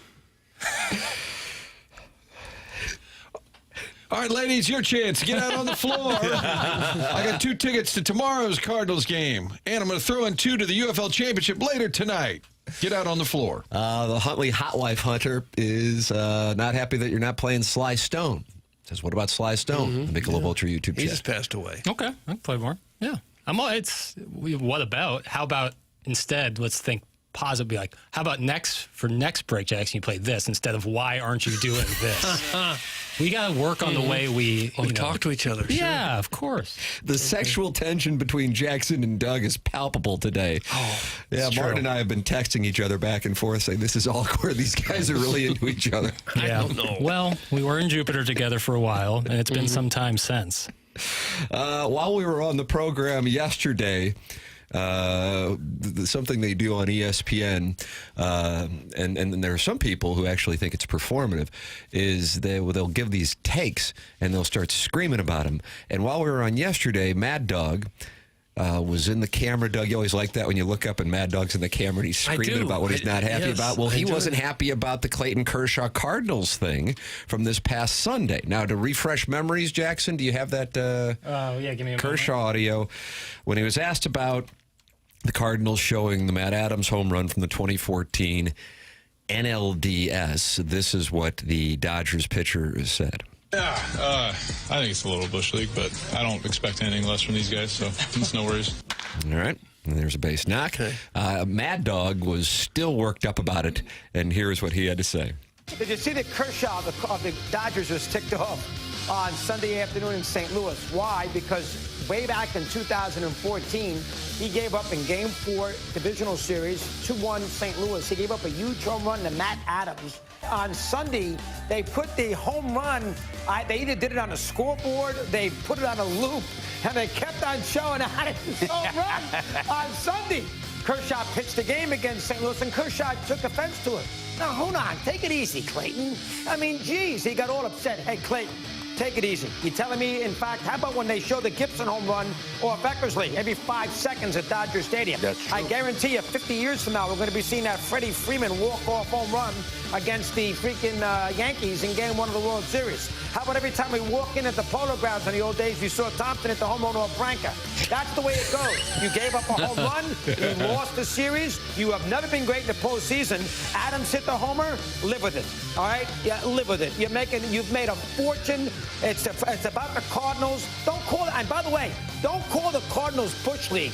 That has been a great organization for a million years who have won more championships than the Cardinals have won. I was down on Kershaw. Now, he won a game on Sunday, so give him credit for that. I'm down on Kershaw. You're a big athlete. Be a big boy. Deal with it. It's not that important. Well, listen, you're absolutely right. I'm not going to disagree with you about that, but he handled his business. He had an attitude, and then he went out and took it out on them, which is what you expect for him to do. In terms of calling them Bush League, the Cardinals are one of the best organizations in the history of baseball. We know this as a fact. Wow. Huh. Stephen A. Smith and Mad Dog. I like those takes. How about that? Doug, you remember walking into the Polo Grounds and seeing video of Bobby Thompson? Bobby Thompson over Ralph Franca, right down the line. Leo DeRocher going nuts. Third base coaching box. I like how he said, you're a big athlete. And then has to tell him you were never good in the playoffs. At what point was Stephen A. Smith made aware that the Dodgers beat the Cardinals on Sunday? You think there's somebody in his IFB? Doug, that's earpiece to you and me. Yeah. There's just not a chance in hell. Yeah, you wouldn't think. I don't know. Little pre-show meeting. I don't know about that. Hey, Stephen A., we're going to bring up this thing with baseball. It's where they throw the ball and guys hit it. Okay, and then they're going to talk about Clayton Kershaw. He's a lefty for the Dodgers. Pre-show meeting.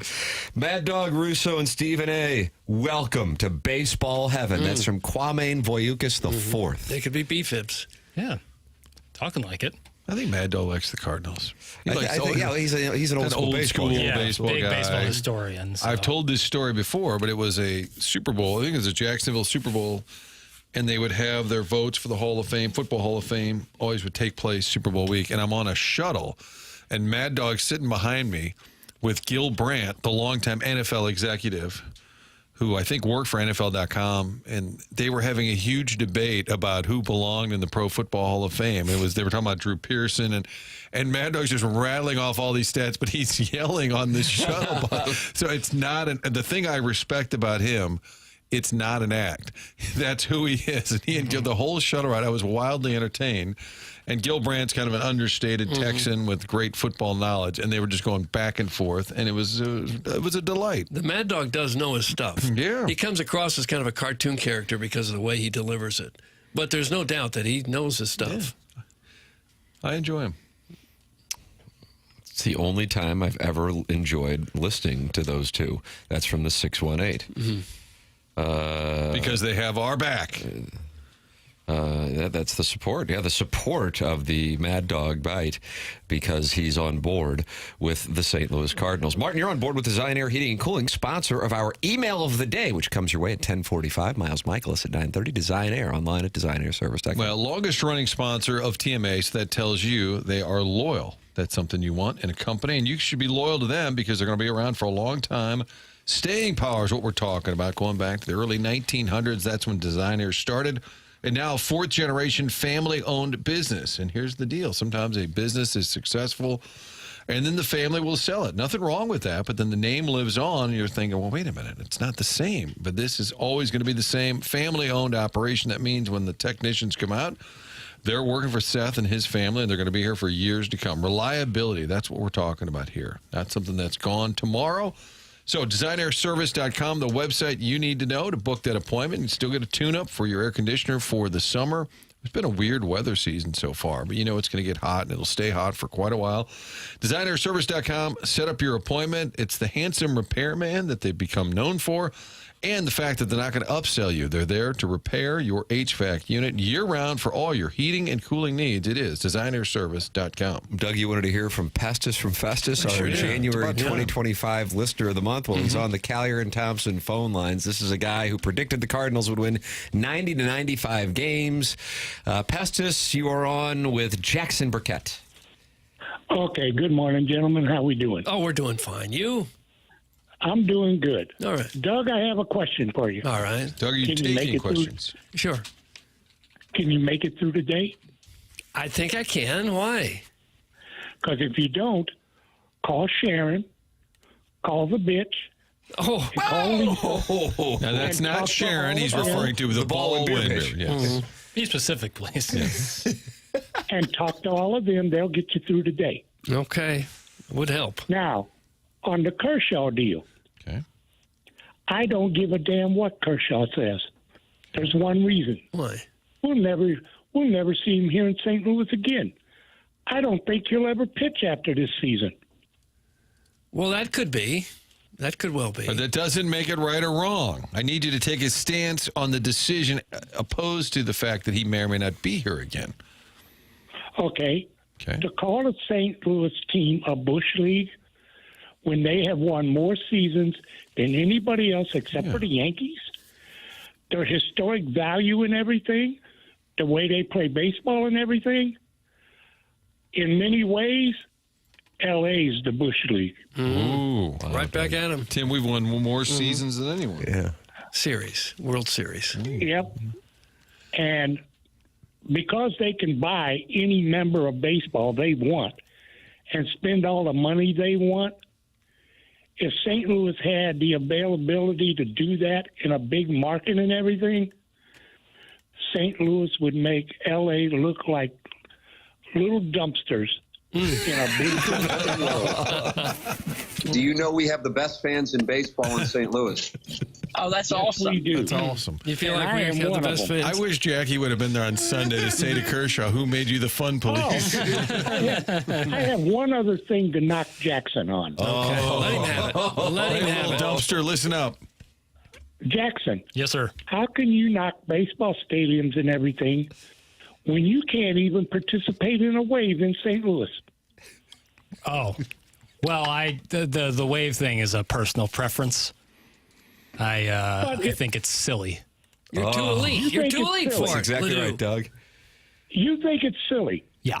but it's something that has been going on in St. Louis for a long time. The Whether you length of think time it it's happened fair- does not make it any less silly. Okay, that's your personal opinion. Yes, sir, it is. Who did you take to the ball game with you that day? I went with a couple of friends. Were they male or Face female? it. They were men. Men. Yes, I hang out with men.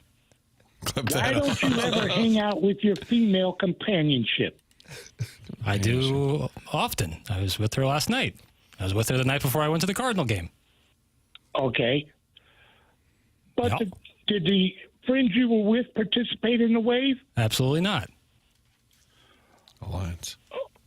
Oh no. Are you That's a pro no-no. wave? Festus, it sounds like you're pro wave. I am pro wave. Okay. It's a spirit of baseball. It's a spirit in St. Louis. It lifts the Cardinals fans up. It lifts the team up.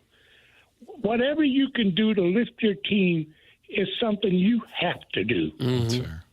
I Not don't just think it's stand on the sidelines and say, screw it. Right. Don't sit That's this one Jackson. out, pal. No Yep. wonder the team's faded. I don't think I'm paying attention to the game. All these other fans, where's the wave going? Where am I going to stand up? Put my helmet nachos down? Nonsense. They had runners. It was runners in scoring position. They got a relief pitcher in. He has to watch as the stadium waves around, trying to beat the Dodgers here. I'm a baseball fan. All these other people are there just to take an Instagram picture and take in 1,800 calories. Not me, baby. Wow, fat shaming, Come on. Doug. Unbelievable moment. No, you do not fat shame on this. No, you do not. You mean to tell me you are so lazy you can't stand up with your nachos for 10 seconds? But off. Yeah, I won't do it. He I is refuse. sideways as all get out with you, pal. I refuse. I refuse to do that. It's out of principle. It's not. I'm not physically incapable of standing up. But you won't. You're damn right. Not for your ball club, you won't. That's right. I'll sit to take a stand. Okay, Jackson, here's my rule. All right. If you won't stand for the Cardinals on a wave and you don't want to participate in anything at the stadium that is going on, please don't say you're a Cardinal fan. Okay. Listen, you have your stance. I'm there watching ball. What do you? No. Anything else? He's frustrated. I think this call's I losing haven't air. given up. This call's I haven't given up. Oh, no, they're calling for the buzzer. Keep up with him anymore. Oh, boy. All right. Well, Thank you, Oh, Pestis. sorry you're disappointed in him. I mean, come on. He got him. You gotta know. You gotta know when to pull the pitcher.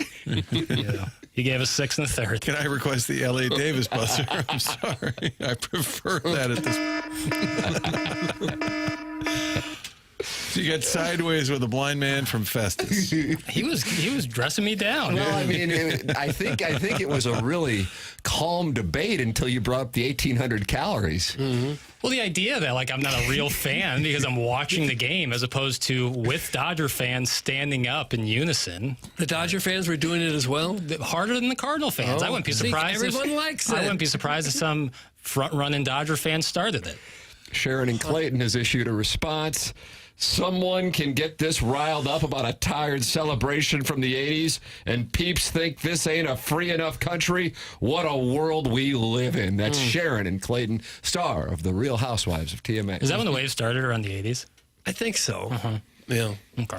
I think Crazy George may have started it in Houston, Doug. And we've now been going strong ever since. Most stadiums have given up on it. We do it every night. The positive thing, and I'll put a positive spin, is there was enough people in the ballpark to make a wave look normal. There'd be times where you'd have some gaps in your tide. But it's kind of a fun thing, isn't it? For some people, I'm sure it is. Not for me. You actively dislike it? Yes. I think it's distracting. But there's not that much going on a baseball field. There's a pitch every 20 seconds or so. Yeah. I prefer when Cardinals are pitching and there's runners on to not do the wave. But whatever. People can do whatever they want. I wasn't yelling at other fans like, sit down, you losers. Yeah. I just chose not to. Did you mutter fats? Yeah, because it did seem you brought up the 1,800 calories. I didn't have anything to eat then, so. What would you dine upon should you go to a ball game? Pastrami dog all day. A pastrami dog? Yeah, I've talked about this. Pastrami dog and, a couple cold ones. Boy. Pastrami dog. The guys, the wave started at the University of Washington in the late 70s. How about that? Did it really? It's from the 314. Chairman Kurt is shaking his head. He's saying that's not correct. I'm seeing it was at a game between the Colorado Rockies and Montreal Canadiens in the NHL. Huh. Crazy George Henderson. Baseball hockey Kansas City Scouts, and then became the Colorado Rockies, and then became today's New Jersey Devils. Huh. Okay. Yeah, Crazy George got it going in 79. 81, it started at Husky Stadium. And here you are crapping all over it, Jackson. Yeah. That's right. There's a lot of downtime in a baseball game, though. And for the fans, many of them who aren't just locked in on every pitch and every curveball and every ground ball to the right side to move a runner over, it's just a little something to have a fun time. What about the Ric Flair woo? That drives me nuts. No, that drives me crazy. People do it and just start laughing like it's the funniest thing that's ever happened. That doesn't happen that much anymore. Thank God. I haven't heard much. It was rampant there for a while. Yeah. Well, when in 21, when they were only allowing like a quarter of the fans in, it would have, because it was so cavernous, you could have like an echo with it. You know what my favorite in-game entertainment thing right now is, Doug? What is it? The reverse eating cam. Have you seen that? No. They show people eating, but they play it in reverse, so it looks like they have a hot dog coming out of their mouth. Oh, yeah. I think I would like that, yeah. Folksy. Did they do that at Busch Stadium? I didn't see that the other day. I've seen it somewhere, though. Okay. Yeah, I would like that. Tim, what is your stance on the wave? Then I can make my decision if I like it or not. That's from Sad Panda. Sad Panda, I do not participate in the wave. If people around me want to, why I say, enjoy yourselves. The only time I really have an issue with it is if I am near a gentleman Hoosier and he is scolding me for not participating in the wave because those 2 minutes of starting the wave at the ballpark might be the zenith of his life. Is he wearing jean shorts? That's live. He's a gentleman Hoosier. Gentleman Hoosier. Bucket hat seems almost. Is that right, really? That feels bucket hat. Ladies love Cool James? Yeah, different. I would say different kind of, but maybe more like a sun hat. Have you ever really been yelled at because you didn't do it? Yeah. I don't mean yelled at as part of a group. I mean individually, where a guy just came up to you. Sean is on the Callier and Thompson phone lines, and he's not happy with Pestis. Sean, good morning. You are on 101 ESPN. This is a Pestis response. Okay. Hello, Sean. Good morning, Doug. How are you? Oh, fine. You? Oh, if I was doing it better, I'd be lying to you, bud. Okay. Tell you what, I don't know how you got through that call. Well, he's a loyal listener and a regular caller. January 25. I am a loyal listener as well, but I loyally turn off the radio when he's on the phone. Oh, come boy. on. What about L.A. taking shrapnel when he called them little dumpsters? Does he know what Bush League means? How would you define it? White trash, kind of, you do dirty stuff. Your Bush League, ball's coming into you, you jump in front of it instead of just taking it like the man, running down the court, triple. That's Bush League. Bush League, okay. I was concerned when you used the term as part of the definition. What's Bush League? Bush League. Bunting during a no-hitter to try to get on. Oh, bunting. That to me is like the definition of Bush League. Low class. Yes. I was on the spot here. I'm driving. I was parked. Now I'm all fresh. Sean's parked now. Okay, is that it? Okay. Is that the end of the comment? Now, what if What's Pestis, happening? Sean, what if Pestis calls and says he didn't appreciate your call? Phone wars. I don't know what I'm. Oh my gosh. What are you doing right now? Right. Elmar driving this truck.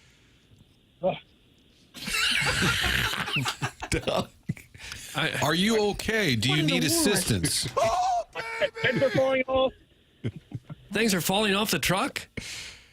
No, I said my pet heads are falling off. Douglas, haven't you seen that movie? Oh, I guess not. What is that, Dumb and Dumber? I don't know. Outstanding radio guy. Strauss is chiming in. We're filling dead time right now.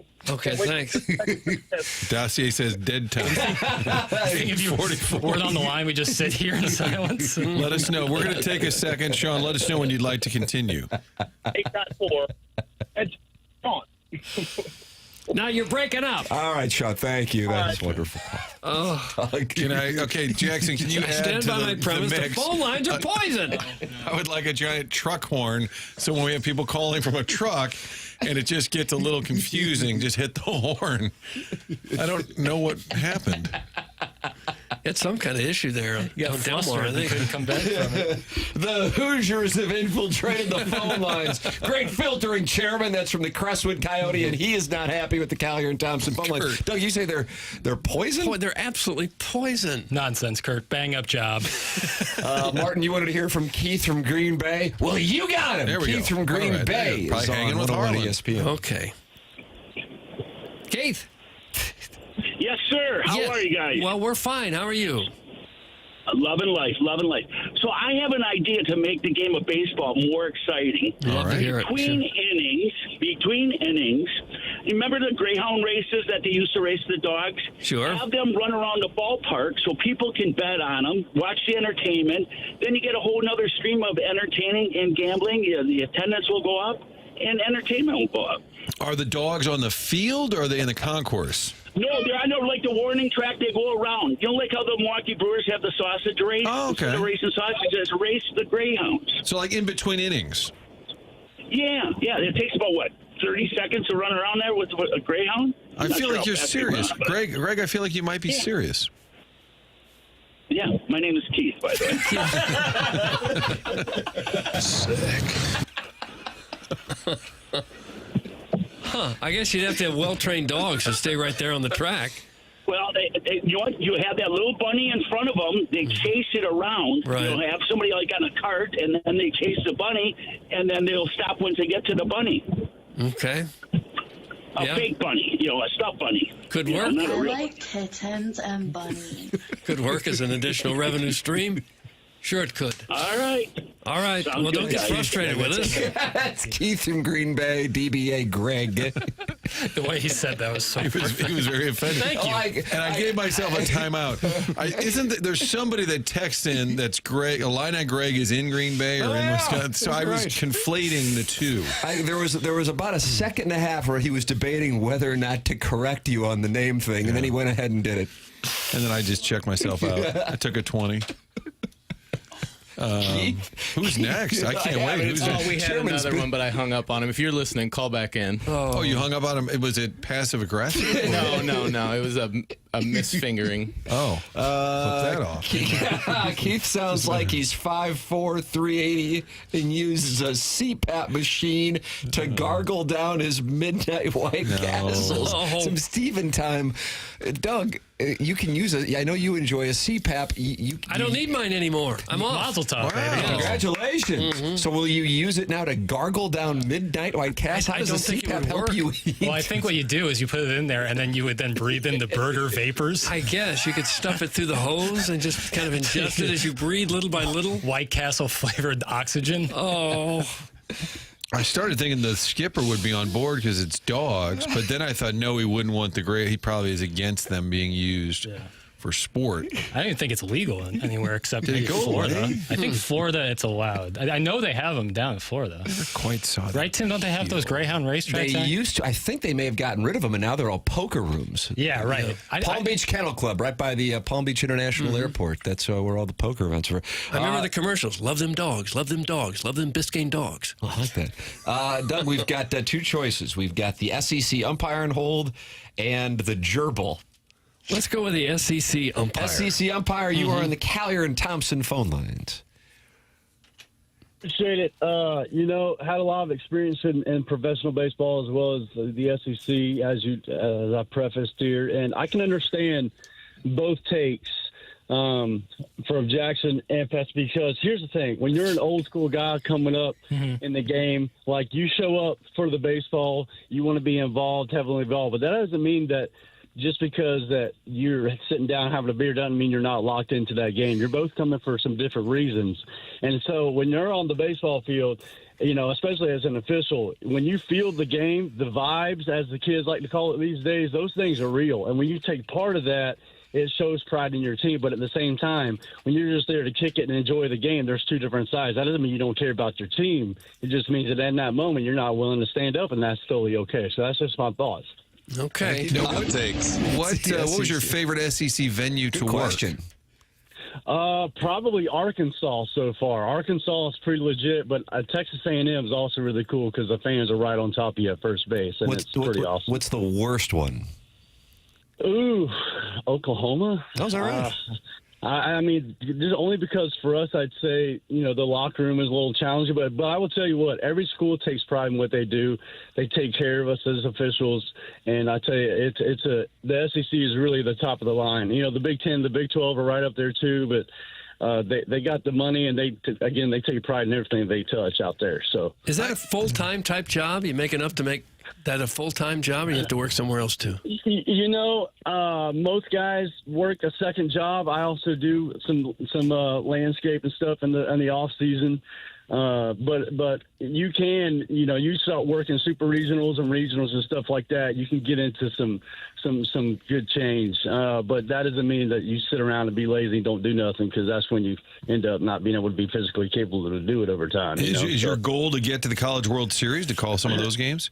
I would say any umpire's goal, when you're at that level, in my opinion, should be that, But there are guys who are in it for the cash flow, and rightfully so. But I would say for me personally, after being in professional baseball for so long and getting to such a high level, I had the opportunity to work with Yachty, and it was incredible.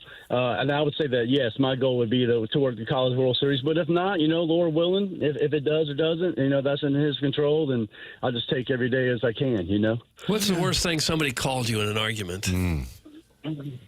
I would say professional guys who come from, the farm systems, and like Mitch Canham, the guy at Oklahoma State. I've had the opportunity to work with him. He's a very class act professional dude and staff. And so when they get ejected or something like that, they handle it with class, as you guys like to call it. And it is.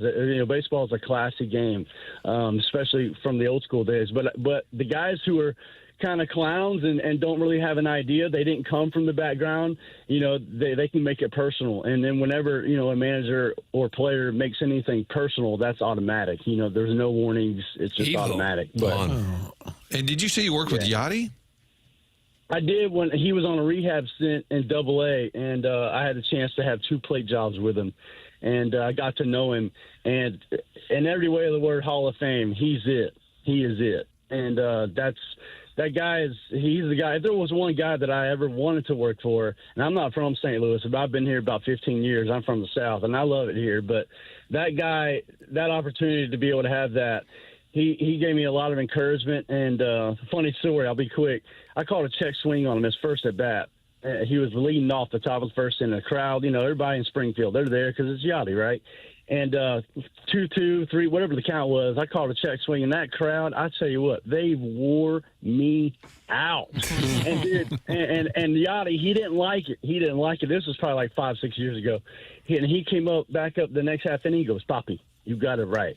And I was like, I know I got it right. But the announcers wore me out. They're like, "Man, I would have checked down first." It's like, no, you got to handle your business. You can't be starstruck, and that's a good attribute of being a big league umpire, is not letting the situation get too big for you, Well, I enjoyed this. The texters don't enjoy anything, right, including this call. But when it said SEC umpire, I assume that was like yourself, like a moniker you came up with. But it sounds like you are actually an SEC umpire, and I appreciate that. Yeah, well, I don't try to be prideful, but I believe in transparency. Like, people don't know what we do. You guys, I don't know what you guys do every day on the radio. Even though I'm an audio guy, I don't sit in there and see how the flow goes. Like, but I can appreciate it. Like you appreciate what I do, I appreciate what anybody does, and that's just being transparent, you know? Way to go, Bobby. Southern gentleman. The fans also wear us out, just like they did him. Yeah, I enjoyed that. That's right. Well, guys, y'all have a great day, and enjoy the convo, man. Y'all take care. All right, thanks, Blue. That's Blue. What a great call. I thought it was a great call, and still people are wanting bleach and get this Hoosier off the air. I'm like, I actually thought he told good stories rather succinctly. Yeah. The Yachty tale was a nice twist. I enjoyed that. And it became very clear that he really was an umpire, which I thought at the beginning was just a farce. I always assumed that. Doug, was that a gentleman? That sounded like a gentleman. It did sound like a gentleman umpire. The gerbils on the Callion Thompson. Well, here we go. Let's get back to our bailiwick. Get back to who we are. Hello, Gerbs. So I got an opinion on this whole wave thing. Okay. First of all, I don't have a problem with the wave. You go to a game, you paid your money, you do what you want to do. I don't care. But if you get mad at me for not participating in the wave, then you're no different than the people who get mad at you for not giving any change at Hampton and 44 at the overpass, okay? You are no different. So, Shaming's what we're talking about. Yeah, don't shame people for not, participating in the wave. Pestis. Huh. So. Do you give them money at Hampton when you stop? What's that? Do you ever give the people money at Hampton Avenue when they stop and approach your car and beg? If I've got change, I do, but do you? Not all the time. Okay. Most of the time, I'm late for work and I'm trying to hurry. I see. Okay. And can I ask why you're called the gerbil? I'd rather be. I'm doing business as Erwin M. Fletcher, actually, in the YouTube show. Oh, you're the disc golfer. Yeah. I was a little late on the gun this month on getting my name changed in the text inbox, but Jackson runs a tight ship. It's always next month. Yep. So you're in the YouTube chat talking disc golf? Oh yeah, absolutely. I'm gonna hit up Creve Coeur Park later today, and you play every day. Whenever I can. But based on your nickname, at least there was a time when you were a friend of the gerbil. Clip that off. There was a time, yes. Are you bothered by the disc golf disparaging remarks? Not at all. People can hate all they want. It's a great sport. I don't see pickleball with a $10 million athlete, so yeah. Okay, are disc golfers athletes? Absolutely. I don't think there's any difference between swinging a stick and swinging your arm. Think about that, Doug. Okay. All right. Well, it's been great talking with you, Gerbs. Well, you don't get to use a golf cart, so no, you don't. You got to walk the 18 the whole time, so you really have to be in shape. There's really no fats. There's really no fats in disc golf. Who knew? It's a healthy sport. Okay. Thank you, the gerbil. Doug, the texter's reacting to these series of phone calls. Arbor Day. Dear Lord, it's like Jeffco finally found out calls to 314 numbers are toll free. Shut the lines down! That's from Arbor Day. Do you think that's what's going on? There was a bulletin. The calls to the 314 are toll free? Could have been something in the Cottleville Tattler. The Cottleville I got some Tattler. newspaper out that way. To the wave. My God, does every Hoosier have a day off today? I can smell the deer piss and chew coming through the airwaves. That's from Little Tommy Tribbin. Is it even deer season? I can't imagine. No, that's November, and it always causes issues at Missouri football game with attendance. You can call in as well. Big phone call day here on this Thursday, June 12th. 314-974-0101. You can text in your unhappiness with the calls at 314-399-9646. And then just general discourse on disc golf is at youtube.com/TMASTL. We close out the Fisher Window and Door Store. 8 o'clock hour, Miles Mikolas joining us on the Stiefel Dossier at 9:30. Then we have the Design, Air, Heating, and Cooling email today. It's TMA, presented to you by Brown and Crouppen on 101 ESPN.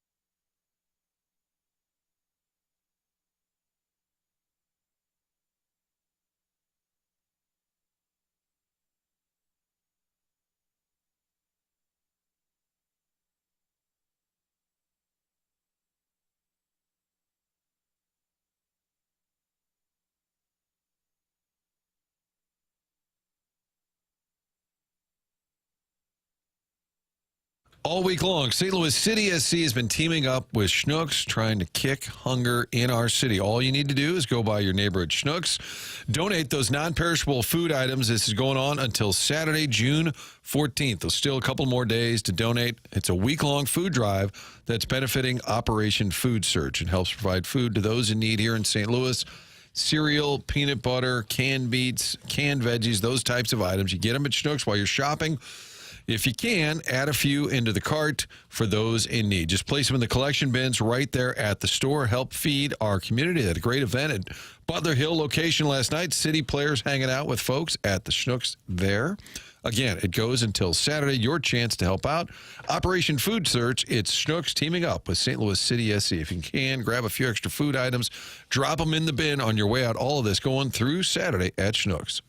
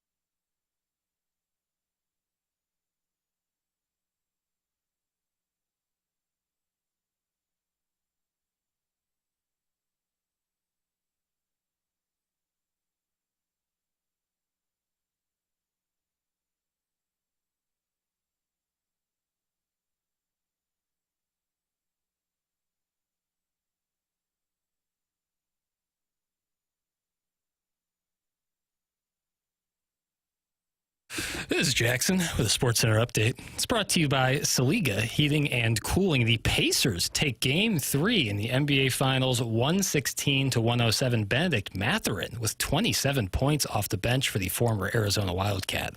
That was another SportsCenter update brought to you by Saliga Heating and Cooling, a Daikin heating and air conditioning dealer.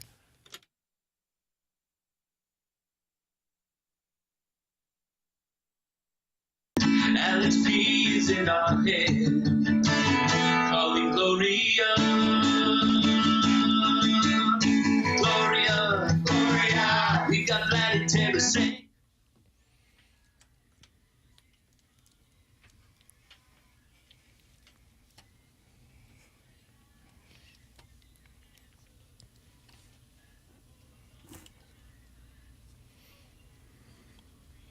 Oh, Doug, 6 years ago today. Hello again, everybody. Mm-hmm.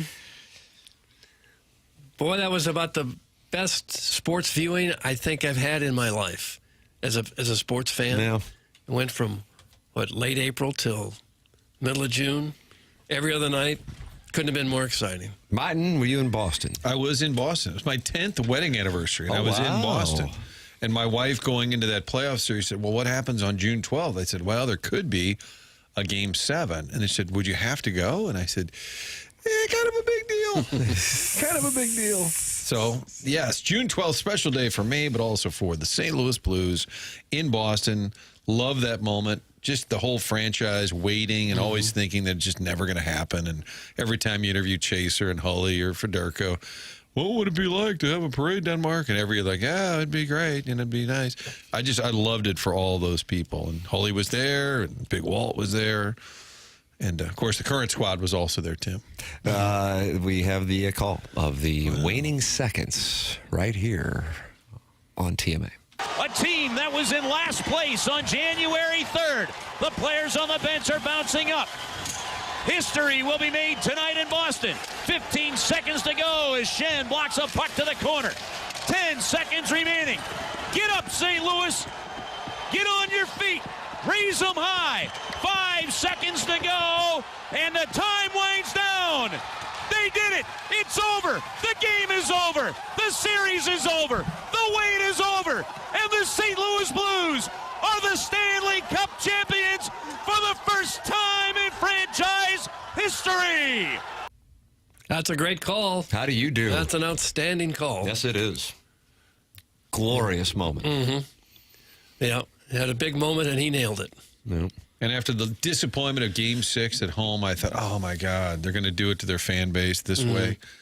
Thought it was happening at home. People were just lining the streets of downtown St. Louis on that Sunday night. And they got drilled. Got drilled, and you're like, wow, I can't believe this is going to, after the great run, it's going to flame out like this. I had that thought for a little bit on Sunday. We interviewed the players on Monday at the airport. They were flying out kind of the special gate wherever they were out, and we were on the tarmac talking to guys. And Chief was always confident. But I was talking that day, and I was like, they seem fine. They really did. And they've talked about how they weren't worried about it. Pressure was on Boston. And Chief's kind of that guy, like nothing really bothers him. And remember, there was a publication of the Stillman letter that got out congratulating the fans. Remember that night it got leaked, that it got sent out accidentally from the Blues and Tom Stillman congratulating their season ticket holders on winning the Cup. And then, of course, it has to get written about. And I remember talking to Mike Caruso, and I was like, God, I can't believe those things get out. And I said, is so-and-so a jerk? He said, Marty, everybody's a jerk. That's generous executive Mike Caruso. And then they won the Cup. It all fits. That was just a great game because you could kind of feel it happening as the game was going on. You're like, wow, they're good. Bennington's great.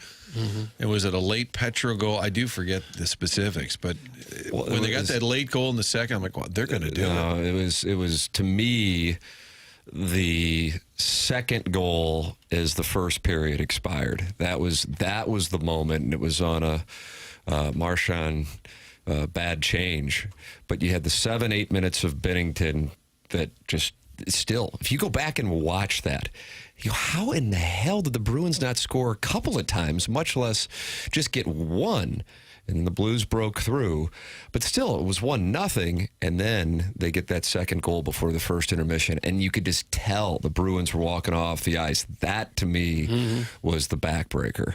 And it was something that, going into it, that Sunday night that you're talking about, Martin, after being there for Game 6, I'm going, God, because you go from heading downtown to watch that game or watching it at your home or wherever you were, assuming they were going to win. That's what the mindset was. Now, I'm not saying everybody felt that way, but I know a lot of people thought this is the night there's going to be this ridiculous celebration. And then as it becomes clear in a rather blah Game 6, not only is it not going to happen tonight, but then you start to stare into the abyss of going, oh, crap, now they got to go to Boston. And it took all of these years just to get to this moment, and then the vanquishing in Boston felt inevitable after the way Game 6 went down. But you are correct. In talking to Thomas, talked to O'Reilly, talked to Maroon, for whatever reason, they felt like they knew they were going to win in Boston. And the reasoning was they felt like the Bruins were going to have to deal with all of the distractions and crap that they dealt with going into Game 6, and they knew how much it messed them up, and so they were really confident going into Game 7. And that's an after-the-fact thing. They flew up there, and I think it was Maroon. He goes, I looked at O'Reilly, and I go, holy crap, we're about to win the Cup. Like, that's before they played the game. They're flying up there. Like, that became real. And so there was a belief that they were going to win. Like, they knew they were going to win. Sometimes it's more nerve-wracking to be a fan or a coach or just a viewer than it is to actually be the player. Because as a player, you can do something about it. You have confidence in your ability. You go in with a game plan. And while there obviously is a great deal of pressure on them, it's more nerve-wracking, I think, when you can't do anything about it. And you just have to sit and watch. Yeah, the Petro goal at the end of the first period was at the 1952 mark. I remember the late goal. I couldn't remember what period. That was hugely deflating in the building. And then nobody scored in the second period. Schenner got one in the third. Doug, we call him Schenner. Mm-hmm. Do you remember who got the fourth goal? Zach Sanford. 4-zip. Boston guy. Zach Sanford. Mm-hmm. And at 4-zip. Got a picture here sent in of Ryan O'Reilly and Kelly Chase at the bar at the Enterprise Center from the recovering alcoholic, the morning of the trophy coming back, in addition to the chalice, of course. And under the picture, it says, 2 men that can have my wife even in eternity. That's from the recovering alcoholic from Belleville and Webster Groves. And that's a really nice gesture on his part. It's uncalled for. Listening to that call gave me new P-E-A-S-E. P-E-A-S-E. Peace? Peace. Or misspelled? Pause? Could be pause, could be peace. For the disappointment against Winnipeg. Always heard that it's better to have lost love than never to have loved at all. Mm-hmm. And so that's how I feel about the Blues losing in the most painful way ever this season. Is far overshadowed by the incredible Stanley Cup championship run. Doug, that's from the 818. Is that L.A.? I don't know where 818 is. I think it might be L.A. We're starting to really gain market share in L.A. Help you. We're penetrating that market. 818 is L.A. Some Kershaw fans sampled the show, decided to stick with us. Absolutely. The game ended, and we're walking out. I think Frank Cusimano, Corey Miller, Mo Drummond, I think we're all the St. Louis folks are leaving. And we're like, we'll just go. It's probably midnight. Yeah. We're like, we'll just go across the street. It's a Wednesday night. Just get a beer somewhere. I mean, they just won the freaking cup. We all did live shots for an hour and a half. Big opportunity while all of St. Louis is celebrating. But it was great. It was just tons of fun to be on the ice. But we leave, and everything's closed. I'm like, this is a huge city. And the cop said, yeah, shut them down when the Bruins lost. Everybody went home. I'm like, well, what about the rest of us? And somebody walking by said they're all at whatever hotel. And the Blues had the recovering alcoholic was there with Matt Offenberg. They flew a plane in that day, Big Walt, Hully, and they just went to the game and they were flying back that night. But they were all at this hotel, all St. Louis people. And we walk in, there's Big Walt, Matty, and there's Hull. And I ended up talking to Brett Hull, and he's arguing with me about who won the Conn Smythe. He said, how do you not give it to the damn goalie? And I said, well, he had a couple bad. Oh, for God's sakes. And after a little while, he said, Are we really arguing about who won the Conn Paul Smythe? said this? No, I said it to him. He was Smythe. arguing with me about the Conn Smythe. I said, oh, for God's sakes, who cares? They won the frickin' cup. It was just an awesome night. And then Charles Marlowe and I, Dave Sharp, Brian Ledford, our photographer, we had rented like a townhome or something. And Chuck and I were determined, after multiple beers, that we had to have pizza. And we probably called like 25 places in Boston. Hey, do you deliver this area? You're closed. What do you mean you're closed? we probably spent an hour and a half. Did you get it? No. Or maybe, honestly, I don't remember, if I'm being honest. Sharon in Clayton says, I agree, Doug. As a fan, you're completely helpless to do anything about an outcome you have so much emotional investment in. It's god-awful. That 2 months took years off my life, but it was worth it. That's from Sharon, and she is in Clayton. Yeah. That's how I always feel. I'm much more nervous watching than the games I was somehow involved in. I bet Sharon posted so many dumb selfies with players in the cup like a creep. It's so Clayton of her. That's from the self-made stay-at-home mom. The haters just can't help themselves. Everything that happens, they have to hate. Everything. Is that how they build self-esteem, Doug? Hating others? It must be. It must be. Have you heard Chase tell the story of... It sounds like a movie script. He didn't watch it? No. He was driving back... Well, yes. But he wasn't watching it. Okay. Right. That shocked me. But then he was driving back from Nashville, if memory serves. He told the story on my podcast. And then he gets to downtown. I feel like I got to pull this up. Chairman, can I put in a request here? Are you chairman sourcing? I am chairman sourcing, but I know he's going to come through. God, I guess Chase was probably on in June of 2019 or July of 2019 on my podcast. And he tells the story, and he, right as they're winning the cup, I mean, it really does sound like a movie. He gets to downtown St. Louis, and he pulls over right at 40, where Busch Stadium is, and listens to the call while looking at the Arch and the Enterprise Center. I mean, it's like if you were writing a script for a guy who obviously isn't from here, but I mean, lived every bit of his life and gave every bit for this organization for that moment. And I always would think about Chase and Bobby Plager. Those are the two guys I would think about more than anybody else. And then a bunch of fans who would go to games at the arena and sit in the upper bowl at Scottrade, Enterprise, whatever the hell it was, Savas. And so happy for them. But the way that Chase actually experienced it was like a movie. You can almost picture like tears coming down his eyes as it's happening. Sitting by himself, I believe. Yes, that's right. So he was on the shoulder of the road on Highway 40? Yes. It's just insane. I remember fireworks. I mean, I was in St. Louis. I remember fireworks going off when the clock expired. And you could hear people screaming, cheering. It was incredible. It truly was. I mean, you're right. I mean, in anything that is the most recent experience, oftentimes has that prisoner of the moment element to it. But we're now talking 6 years ago today, and it still holds up. And I think in part because of what you said, it's basically 2 months every other night because they played 26 of 28 possible games, and the intensity that is required as a fan and the emotional investment, the roller coaster is unlike anything else in sports. And just a marathon. It really does absorb your whole life for months at a time. And a good example of what sports do for a city, how it can really galvanize everybody. People you've never met or something are high-fiving and hugging each other. And it was the biggest thing going on in St. Louis by far, and probably the biggest thing that had gone on in years in St. Louis.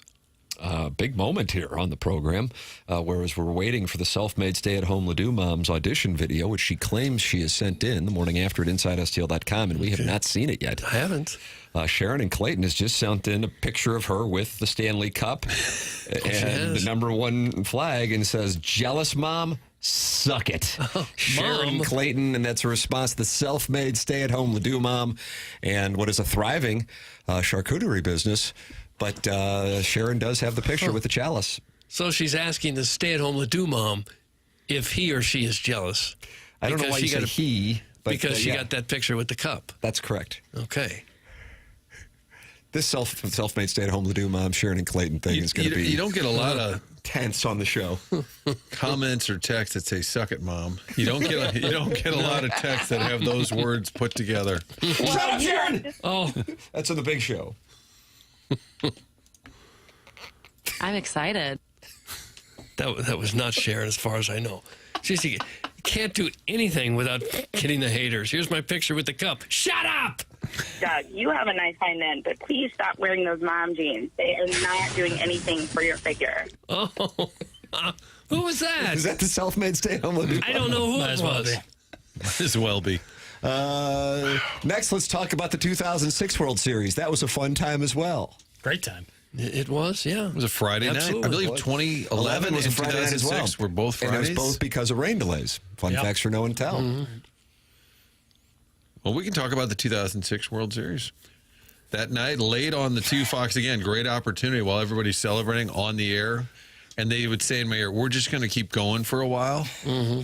And I'm like, the players have all left. I mean, what are we still going? And that's when I got a call from work that said there was a report La Russa had retired. And I said, what? Yeah. And they said, apparently Shannon just said it.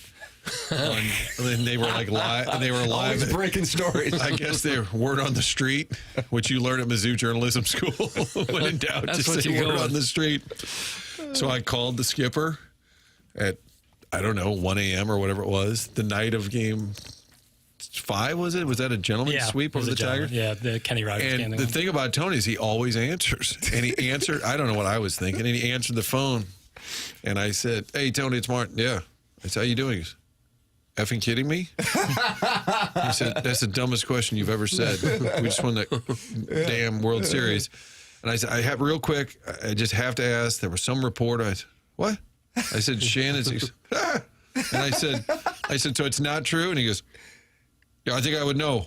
And I said, well, I'm just asking. I don't want to find out in the morning that you told Hummel or something. And he goes, no, I got to go. And I was like, that was it. And I called the station. I said, I think it's a no. Yeah. I mean, that's not fair. That's not fair. Yeah. Yeah. That's when you allow one producer who really doesn't know what he or she is talking about to get you in an awkward position. I regret making the call, looking back. I'm really surprised that you did, I got to say. I think in the moment I thought, well, God, that would be a huge story. They win the World Series, he retires. He would never do that, except 5 years later, he did the exact same thing. It's hard to be jealous of a dumb selfie when my family is part of the ownership group, you clown. That's the self-made stay-at-home to-do mom responding to Sharon and Clayton's selfie with the Stanley Cup. So stay-at-home mom is part of the ownership group? She is not. Her family is. Okay. And you say she. Come on. Fella. Gentlemen. It's a gentleman. In 2011, patios never closed. I saw a guy pay $175 for a 30 rack of Natty Light just so his friends could spray each other with it. That's from the Crystal City Clamhammer. Well, they have to close, don't they, by law? Nah, laws. More of a suggestion? Oh, come on, Doug. The night you win a World Series. Yeah. Okay. Email in the morning after at InsideSTL.com. Design air heating and cooling email today. Coming up, Miles Mikolas is joining us here on the Stiefel dossier. That is coming your way at 9:30. And we will look forward to talking it over with the Cardinals starter as the Cardinals take on the Brewers tonight for 4 in Milwaukee. This is TMA 101 ESPN.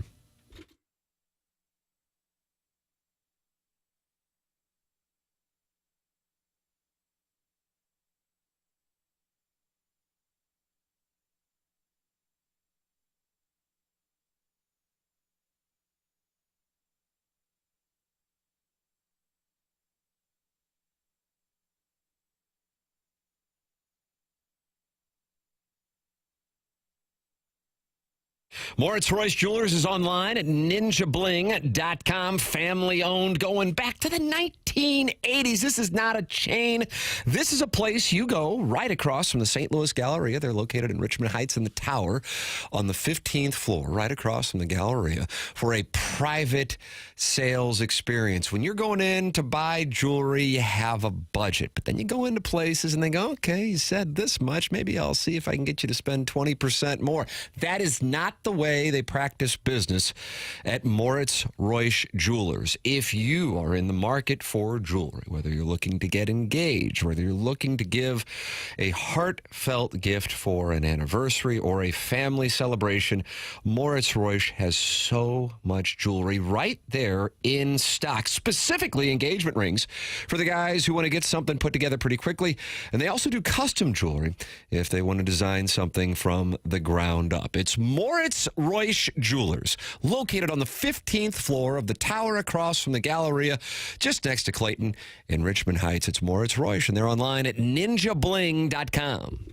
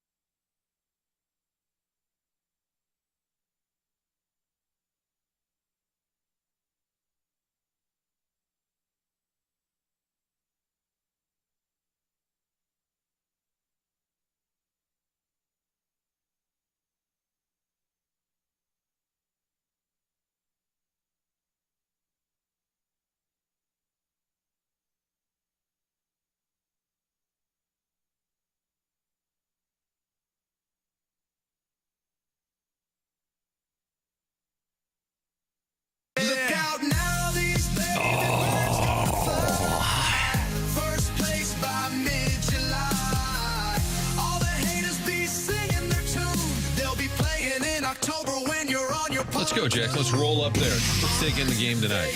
Milwaukee. Calling sick tomorrow. Yeah, I'll show you Miller Park / whatever it's called now. Check it out, buddy. I'd be over there. Missed my anniversary. Say I'm up in Milwaukee with Jackson. That would go well. Miles Mikolas is going to join us. He is not on just yet, correct? That is accurate. All right. It is the 9 o'clock hour here on TMA, which is presented to you by Mark Hanna of Evergreen Wealth Strategies. Mark Hanna is online at evergreenstl.com. He's a delightful gentleman. He was at the Dotem with Doug and Doug's son, Greg Vaughn, and that was on number 12, which was playing 114.7 yards. That's what I had it at, yeah. And he is the 9 o'clock hour sponsor on TMA. Coming up in the 10 o'clock hour, we'll have the Design Air Heating and Cooling email of the day. The morning after at InsideSTL.com. That is how you can compete. And no one has won more than one Email of the Day competition so far in the month of June. Email of the Day, AI, GoodOrBad.com, Street Team, Beef Mayo, Buck Swope, Cucky the Dwarf, and the Sexy Robot all have wins, but nobody has more than one, so you can still compete in this thing by emailing in the morning after at InsideSTL.com. It is TMA on 101 ESPN and the TMA STL YouTube channel, so you can watch the show and participate in the Michelob Ultra YouTube chat at youtube.com/TMA STL as the Cardinals head to Milwaukee for a 4-game series with the Brewers. And joining us right now to talk it over, friend of the program and a friend of fashion, Martin. Yeah. Cardinal starter Miles Mikolas. Morning, Miles. Good morning. How you guys doing today? We're good, man. Are you up at the Pfister Hotel? Yes, the haunted hotel. That's what I wanted to ask about. Any ghosts? Any see anything?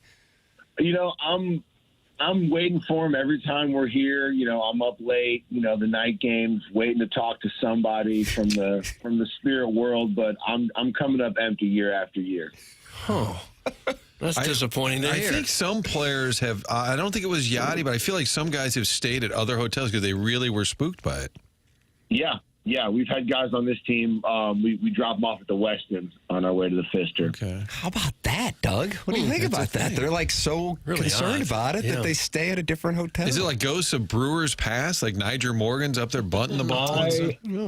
I heard that there's other entire teams where their manager doesn't like this hotel because of the ghosts, so they stay somewhere else. Wow.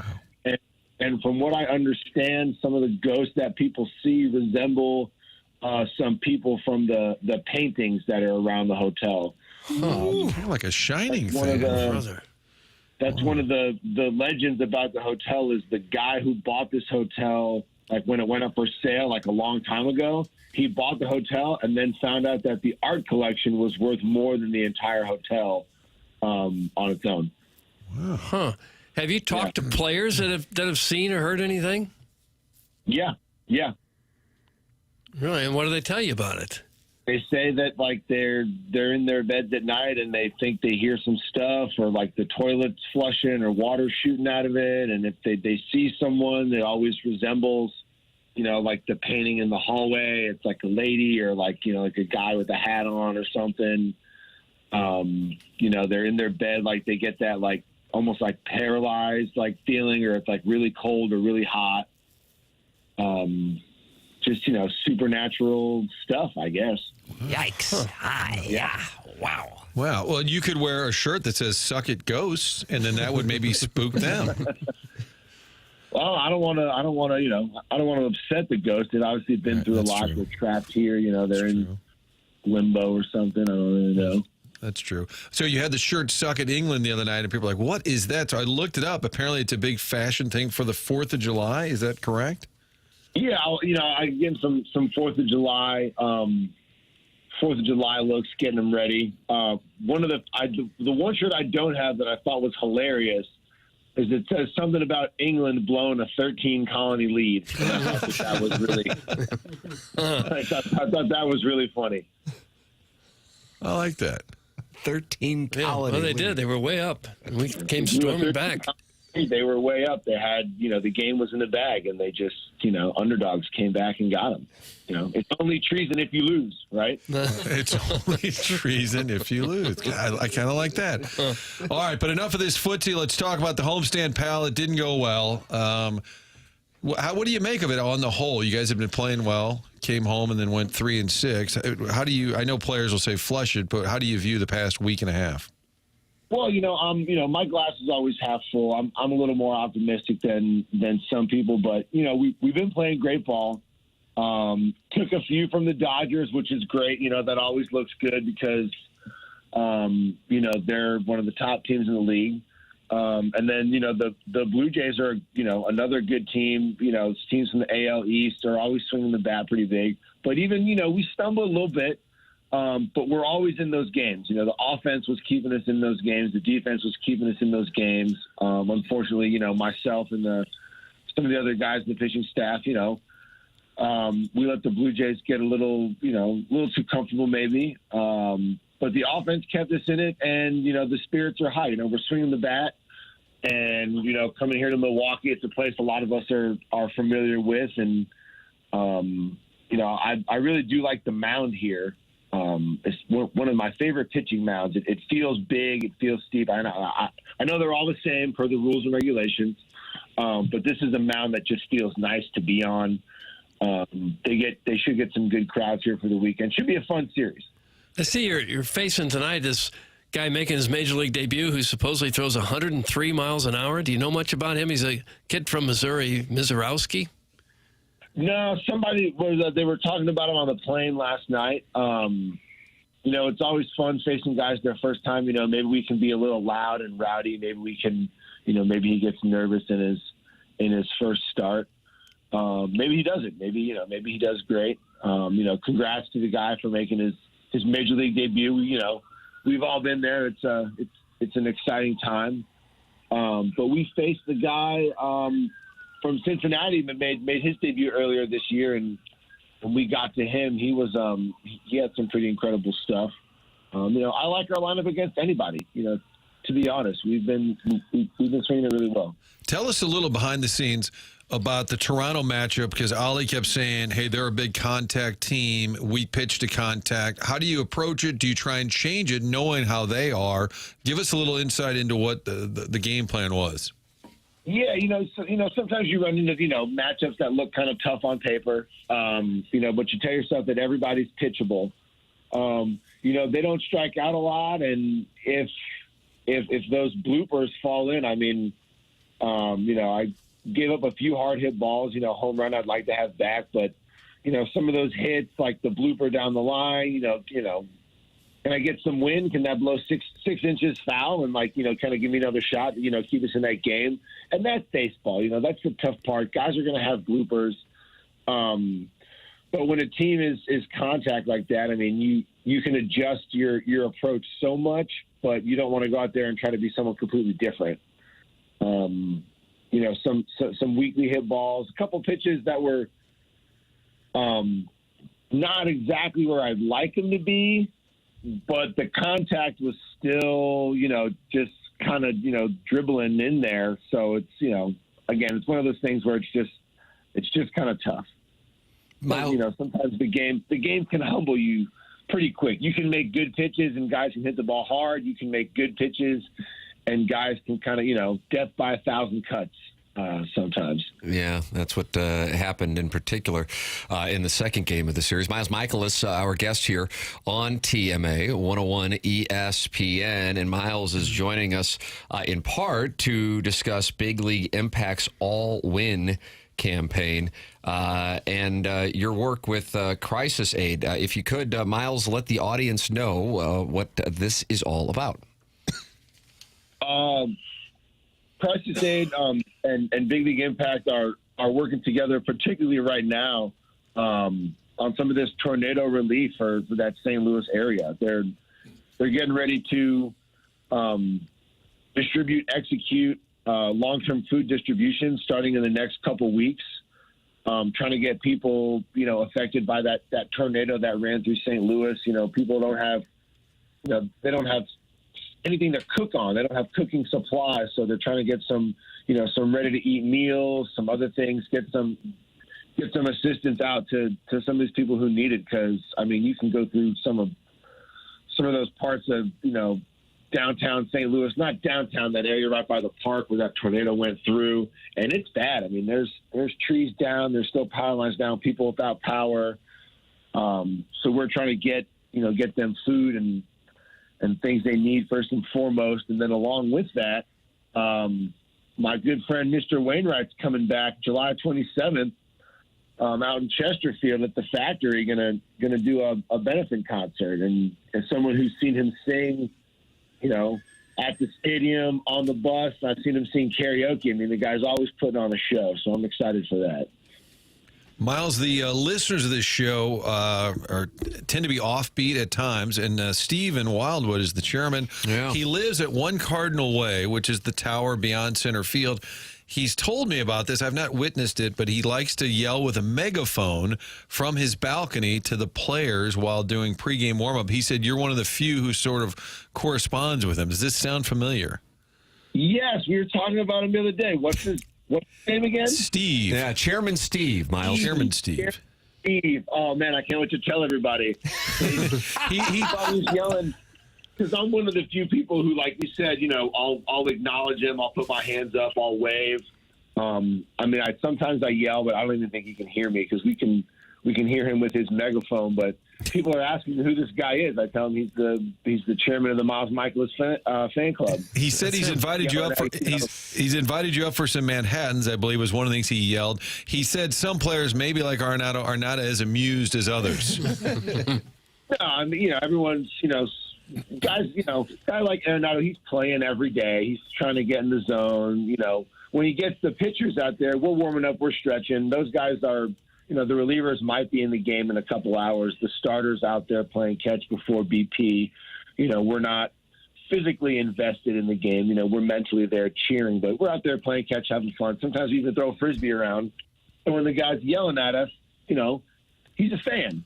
And, we're all ball players out there, but we're also, in the entertainment business. And I call it fan engagement.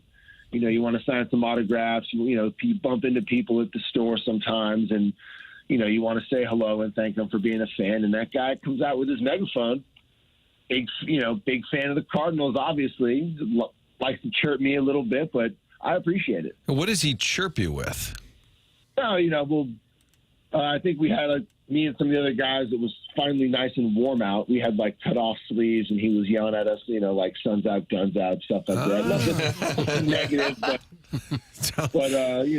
he throws his little one-liners in there when he's yelling at us. How's it going? How are the boys? Let's go get them and stuff like that. It's fun. I know it's a long season. It can get a little boring at times. Not boring, but just the routine. It's a marathon. How about if you break out a megaphone one day and bark back? Yeah, I might. I could see you doing that. I might go to, you think they have them at Target, or you think that's just something easier to just buy off of Amazon? I'd ask Walshy. I don't know where you buy a megaphone. Just ask Walshy. He'll find it. It'll happen. Okay. It'll happen. I know you guys don't stare at the... I can yell back at him. Maybe a signal mirror. Maybe one of those, emergency signal mirrors. We'll do a Morse code thing. I'll talk to him that way. Oh, that'll work. I like that. I know you guys don't stare at the schedule often, but are you even aware you hadn't played the Brewers? You still haven't played the Cubs, and we're getting, into mid-June here. A little strange schedule-wise to not see those teams until now. We did play the Brewers at home earlier this year. I do know that. But other than that.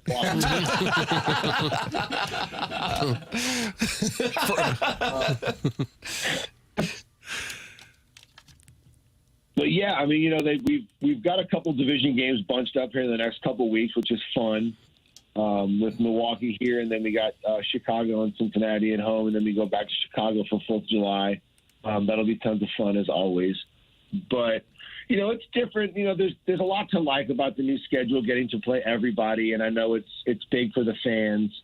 When you think about getting to see at least every other year other teams coming into your city and getting to see maybe some of your favorite players if they're on another team, or it's nice to be able to see your former teammates a little bit more often if they get traded outside the league, outside the division. But it does take away from some of that interdivision, pressure. There's a month left, 2 months left, but we've got, a bunch of games against the Brewers or a bunch of games against the Cubs. And it gives you that ability to kind of catch guys within the division. That's one of the things that they kind of took away with that new schedule. But it's also, a lot of places over the last couple of years that I've become really familiar with. I've got a couple of breakfast places I really like here in Milwaukee. There's, dinner restaurants galore in Chicago with the day games. And when you talk about taking an entire road series away from those places, it's, it means I got to find these good places to eat when we go to these other cities that we don't usually travel to, which can be fun, but taking away some of that familiarity is, What do you do on a Thursday in Milwaukee on a night you're not pitching, or an afternoon you're not pitching? The weather looks nice outside. I think it's a little overcast. I'm looking outside right now. Probably a nice day to just go for a walk, grab a coffee. Some good breakfast spots here. There's a Restoration Hardware outlet right across from the breakfast spot. We just moved into a new house down in Florida, so maybe see if I can't find like an end table or something cool. Maybe walk around. There's a couple little shops around. There's like a little shopping area here, but I like to get out and get away from the hotel, walk around a little bit, maybe play some golf one of these days while we're here. A lot of great golf in Milwaukee. Just kind of be outside, move around. You don't want to sit still and, sit on a couch, watch TV all day. You want to move around, keep the blood flowing. And if the young ball players are listening, you should become a pitcher so you can play a little golf and grab a megaphone, enjoy life a little bit. Yeah, I recently had my one of my nephews in town for his birthday. Was watching the Dodgers series, and we're talking about baseball and everything. I said, well, I'm not going to lie to you. This is maybe not the best job in the history of jobs, but it's right up there. Yeah. Oh, I would think. It's yeah, one of the best. With one of the best ways to kind of go about it. So. Something that's not lost on me at all, being so lucky, being so blessed. All right, I want to try and recover from the schedule question. I did notice that when the Brewers were here, Miles didn't pitch, so I wasn't acknowledging that series. That's why. That's what it was about. That's what it was That's about. why. It's a good explanation. We were discussing the Wave earlier with the Dodgers in town. The Wave was more prominent with more fans in the stands. Are you, as a player, where are you with the Wave? I like the Wave. Okay. I like the Wave. My stance on it, it's a classic thing, maybe a little nostalgic. And if the fans are doing it, then the fans want it. And why are we out there? To entertain the fans. The fans, they come to the ballpark, they grab a drink and a hot dog. They're there for some entertainment. You're sitting down a long time. You need some exercise. Maybe they should do more waves. There should be like a mandatory waves got to go around a few times. Let's get everyone a few up downs. There.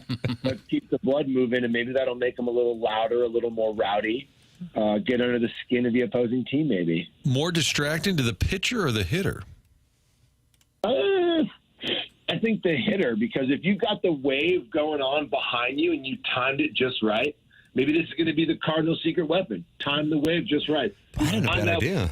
Time the wave. Coming around the outfield wall as like the ball is coming out of your hand. A hitter is going to absolutely hate that. As a pitcher, even if everything's moving behind the plate, behind the backstop, the catcher's still sitting still. I'm not trying to hit the ball. It's not moving. It's not moving for me. I'm the one getting it moving. So I think the wave is going to bother the hitters a lot more. This could be a nice little home field advantage idea here. I kind of like this play. I like this a lot. That wave all the way, ride the wave all the way to the playoffs. Get your surfboard. Doug, there's a marketing campaign. Miles Mikolas with us here on TMA Live from Milwaukee. Cardinals 4-game series getting underway tonight. Miles Mikolas giving back both his time and money to help with the St. Louis community effort. You can help the Cardinals and Miles Mikolas make a big league impact for Crisis Aid International. Find out how at bigleagueimpact.org/all-win St. Louis. And you also have Adam Wainwright and the Big League Bash at the Factory. That's coming up on July 27th. Miles, appreciate the time this morning, man. Thanks so much.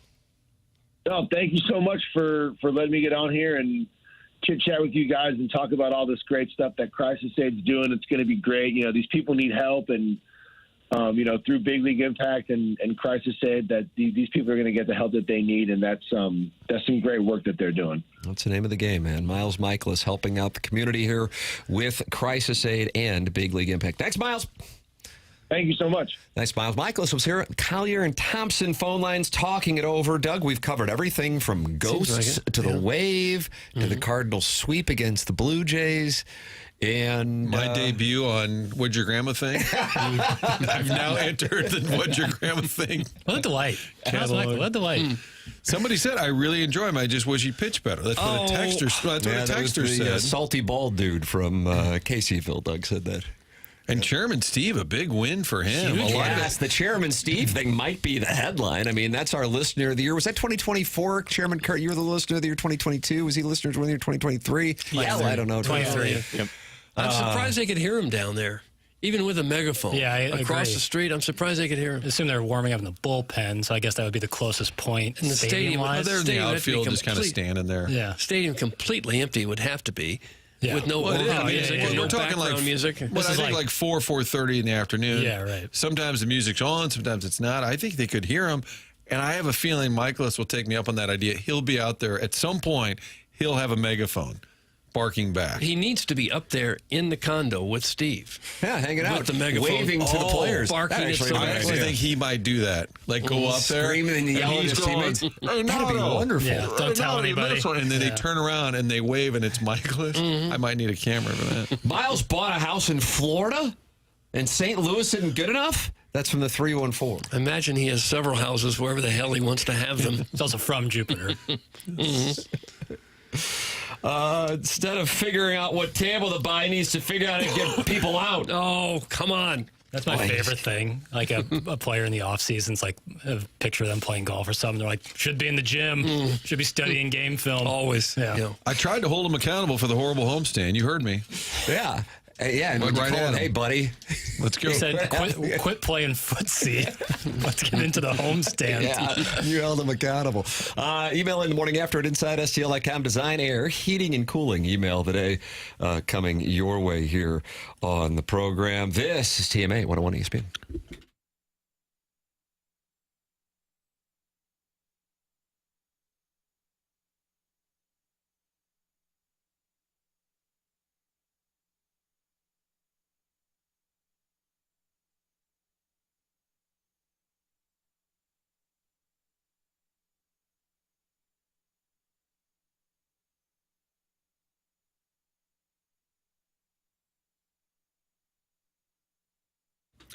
TMA is brought to you by St. Louis-based Stifel, a leading wealth management and investment banking firm. Stifel is the firm where success meets success and has been since 1890. Founded in downtown St. Louis way back when in 1890, same street the company is headquartered on today. They are proud to have called St. Louis home for 135 years now. They partner with the Cardinals and the Blues and now the Stifel Charity Classic, and they also sponsor Stifel Theater. Stifel is honored to support the city, the people, and its future. With financial advisors in 12 offices across the region, Stifel helps clients right here in St. Louis and nationwide manage their hard-earned wealth. Stifel also provides banking, lending, and trust services and has a full-service investment bank. Basically, when it comes to finance, Stifel has you covered and is one of the fastest-growing wealth management firms in the world. Their tagline is where success meets success, so it's no wonder they've decided to partner with a winning program like the Morning After. Stifel Nicholas and Company Incorporated, member SIPC and NYSE.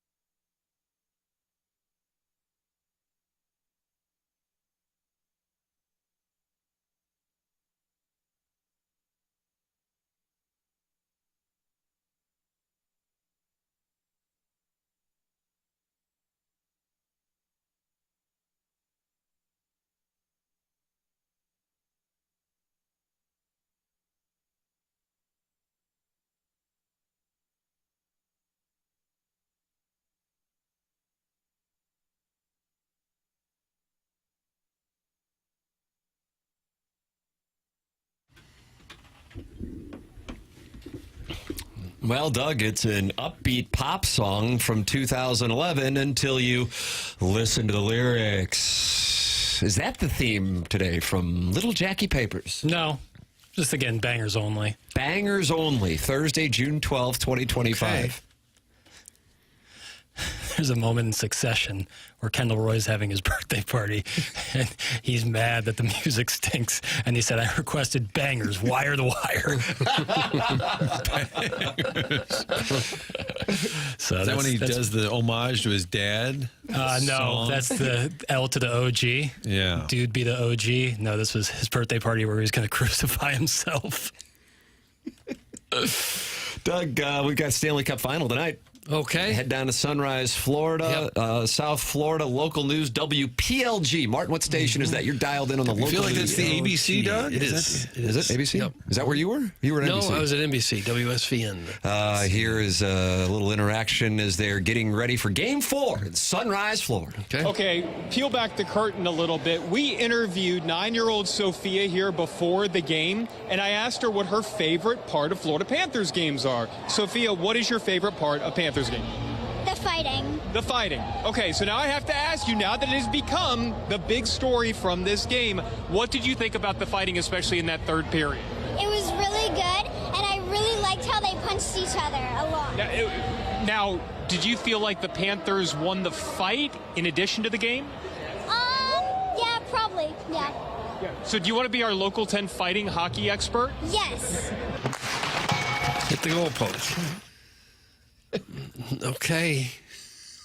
She enjoyed the fighting. She did. And there's probably an email to that station. I didn't appreciate you encouraging fighting, especially with our youth. We need What kids. went through your mind when you were told that the contract was done? What's that? It had some Cal May vibes. Well, he talked to the girl, and she seemed like just a delight before the interview, and then they got down to the interview, and she was still delightful. She just didn't have much to say beyond one or two words, which is what you would expect from a kid. Kids are tough. Tough loss today. Tough loss today, yeah. If you want them to say a certain brand of journalism, that's how you get the end. I'm telling you, it's the Rocky Madden school. Are you frightened or are you scared? Oh, I was frightened. Thank you. People tell me today they're frightened. Take a listen. That girl knows more about hockey than Jackson does. That's from your mom's lesbian lover. Likely. Yeah, probably about right. And good on her. I think everyone kind of enjoys the fighting in hockey, but doesn't seem to enjoy it in other sports. Well, it's certainly a part of hockey. Chaser would say, let me ask you a question, buddy. You ever see anybody get up and head to the concession stand during a fight? No, and they wouldn't get up in a fight in any other sport either, and yet it's really frowned on. In the other sports, there's suspensions handed out. It's crazy. There is some weird things on that. Yeah. The Panthers minus 147 tonight as they lead the series 2-1. The chairman, I chairman-sourced. I asked for that Kelly Chase story about how he experienced the Blues winning the Stanley Cup. This was from my podcast. So it was 2019, like June, July 2019 that he was in, Chairman? I don't know the dates, Tim, but right. Yeah, I didn't check out the date. But. All right. This is Kelly Chase. But you said you stopped and all you did was you listened to your broadcast partner. Yeah. You didn't want to watch it. You wanted to listen to Chris Kerber call it. Well, I set it up so I could drive. So I was arriving in St. Louis if they won when the game finished. So I think I was in like Paducah, Kentucky, or just before Paducah, whatever the hell it was. And I took off driving, and I actually kind of slowed down a little in Illinois. And when I decided about an hour out, I kept hearing about, Curbs would say something about Ballpark Village or about the, Busch Stadium or about, Enterprise. And I was thinking, holy shit, how many people are downtown? Right where the exit at the ballpark is, there's a little kind of a V where you're coming on, and I parked. What's eerie about this is no one was on the highway, dude. If I stood out there for 3-4 minutes, 4 cars went by me on an interstate. I've had plenty of times coming from that side. Believe me, but I can tell you, I don't care what time you're coming, there's traffic. And I'm telling you right now, nobody, I don't know if anybody has a picture of this, but I can't believe I didn't get my phone out. And like, what was happening was I was getting text messages like boom, boom, boom. I actually think I have pictures of my text message thing getting to like 300. But the cars were parked. It wasn't like they were parked along the street and you could still drive. They were wall to wall to wall on the streets with their lights on. Like I didn't know this. I never. Oh my God, it was freaking unbelievable. Now here's the thing. Jack, I know Jackson's thinking it. If you would have been the one to edit it, Doug would have jumped your ass for the editing. And here, nothing. It was totally fine. Oh, yeah, fun police. Fun police. It's on a donut break. Fun police on a donut break. Kurt, thank you for finding the clip. Chairman source. September 2019. September 2019. Kelly Chase telling the story of how he timed it out. So he was driving back from Nashville, and he didn't want to watch the game. God bless America. So he listened to the call the whole way and then stood there on the side right there at that V and watched downtown St. Louis as the Blues won the Stanley Cup. How about that? Wasn't and no Bob cars. Plager like that, too? He couldn't watch the games? Even in Boston. He'd pace around. He's behind the press box up there, the concourse level, and there's the Blues players who were not playing are sitting there, and they're all watching. I think Caruso was even sitting there with them, and then you'd see Plager walk by. He just would not look at the ice. That was his whole thing, is he just couldn't look. Yeah, JR did a great story on that during that playoff run about Bobby Plager walking around, and then if they'd score, he would stand in the same spot, and if the other team would score, he would avoid that spot in the building. I mean, it was something else. Had you heard, as we're talking about this, because it is the 6th anniversary of the Blues winning the Cup, and that is where this conversation's coming from. I'm curious, Martin. I always feel like you got the knowledge. There was talk, real talk, amongst the team about the possibility of, if they should win the Cup, and there's the tradition of, who gets the Cup first after the captain is handed the Stanley Cup by the commissioner, that they were going to hand it to Bobby Plager. Did you heard that before that happened? I feel like I heard it. I don't remember where. It's familiar. Two different Blues alumni firsthand told me about that. Before they eventually gave it to, do you recall who got it first? Nurse? Petrangelo. No. He was the captain. After Petrangelo. O'Reilly? No, it had been the next oldest player. So, Bouwmeester? But it's a choice. Yeah, it was Bouwmeester. Yeah. But there was talk, and this, I mean, I don't know if it's not that Petro would have given it to Bobby, or Bobby before Petro, or no? That they would have brought Bobby out there and handed him the cup before any players. But then I think when it got down to it, they were thinking, okay, then we're kind of going against a tradition, and then it's like, but it was kind of, it was a conscious nod to Bobby Plager representing not only generations of the organization from its beginning, but generations of fans, because he was Mr. Blue. And so that was a real talking point, to the point that when I went down there for Game 6, I was like, man, number one, they're going to win it tonight. Number two, I wonder if they're going to hand it to Bobby Plager. And can you imagine what the emotion would have been like? But when in the end, I think there was some that wouldn't be the right thing to do because you give it to a player. And so that was but that was one of the talking points going into that moment. I remember hearing about it. I didn't know how far it had gotten, or who ultimately decides that even. Yeah. Maybe Army with Stillman decide.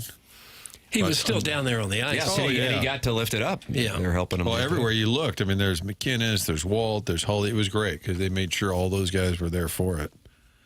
Steen and I believe Perron made sure Chris Thornburg got the cup early on, too. He was literally being pushed up to get it. It was a class move. That's from Sharon in Clayton, who earlier sent in a picture of a selfie with the Stanley Cup and a jean jacket that has the St. Louis flag on it, Doug. That's nice. Well, I think they usually do it by how long you've been in the league. That's the order they go, usually. But how it should have gone. But the first one is the captain's choice. Yeah, how it should have gone is Gary Bettman should have given the trophy to you, Tim. Oh wow! Or just shoved you inside of it. I don't know. We're awarding the Stanley Cup to Tim McKernan. I guess. I don't know. I know you're too humble to admit it. I kind of thought that, but I'm using the Bobby Plager story as a cover. Yeah. You were hoping that Doug would bring it up. Yeah. You didn't want to be the one. Like, maybe this will open the door. Encouraging you to do it. You didn't bite, but Doug knew where to go. Kicking Doug's legs. Doug knew where to, I didn't bite, and then Tim's like, wasn't there another angle to it? I always thought there was something else that was kicked around. That whole winning the cup and multiple World Series titles thing was fun. I vote we start doing that again. Doug, that's Illini, Greg, and Green Bay. And Martin, that might have been who you were confused with when Keith called in from Green Bay. We've had texts from L.A. and calls and texts from Green Bay. Somebody signed a text earlier.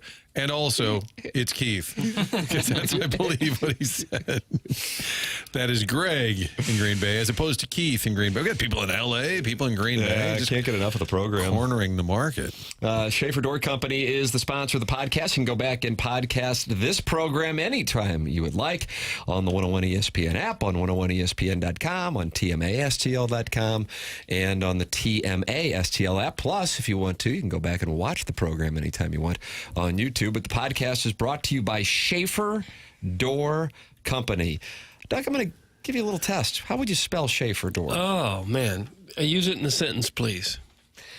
Man, I sure like Jason Gosrow and Schaefer Door. Country of origin? Germany, for sure. Okay. Schaefer. SCHAEFER, Schaefer. There it is. You shipped it. SchaeferDoor.com. That's right. 1F. SCHAEFER door.com. Call or text the number they set up for TMA listeners, which is 636-782-3608. That's going to get you the quickest response time. They service all kinds of garage doors for service and new installs with LiftMaster. LiftMaster is garage door openers, a strong, quiet, and versatile experience. They have Monday morning standby service for those garage doors that break over the weekend. It's one of those things, if you've had the garage door break, you hear it crash to the ground, that means the spring most likely broke, and you go, who do I go to for this? We got the answer. It's Schaefer Door at SchaeferDoor.com. They also handle commercial doors as well. It's Schaefer Door, a LiftMaster partner. Martin, you have onboarding, and you will be heading out. Today's topic, look at Cardinals' schedule before asking schedule questions. Yeah. That's unfortunate. I'm going to take some time away. I will be taking time away tomorrow. I am off and vacationing at Jackson's parents' place in Montauk, just south of Montauk. Yeah. And it's going to be fun for our family to play in the Shinnecock member guest. That's kind of a tradition when you grow up off Tam Avenue is the Shinnecock member guest. So we're going to be heading up there, flying into Teterboro this afternoon and getting in my practice round. So I will not be in, but we'll all be back together on Monday, and we shall celebrate the Cardinals sweeping the Brewers and surviving the hauntings of the Pfister Hotel. A lot of good ghost talk. Yeah, I like that. And Chairman Stephen Wildwood talk, too. I do think Miles Mikolas will go up on the balcony with the megaphone. I think he would do it, yes. I bet that ghost talk is the best marketing thing that's ever happened to that hotel. I bet people stay there who would never otherwise stay there, just hoping they see a ghost. I've stayed there, gone to Summerfest, big concert series. Was it on your mind when you were going to bed? Were you thinking, oh, man, here comes the ghost? I did see a few things, but I think it was double vision, maybe. What did you see? Late night Tom Petty. Well, I saw Tom Petty play in the outdoor amphitheater. Great. No, I mean with the ghost. I don't remember, Doug. Might have been wound up that night. Okay. Saw things. Well, I'd love to see one, but nobody ever seems to get a picture, do they? Everyone's got a phone with a camera, but nobody ever seems to get a picture. Sounds like you're calling BS. Well, I think it might be. Bo. Martin didn't see one, but he thought it might have been double vision situation. Well, I don't know what it was. Manhattan views. Martin heading to onboarding. We are heading into our 10 o'clock hour, even though it is 10:10. The program is called TMA, and it's presented to you by Brown and Crouppen on 101 ESPN.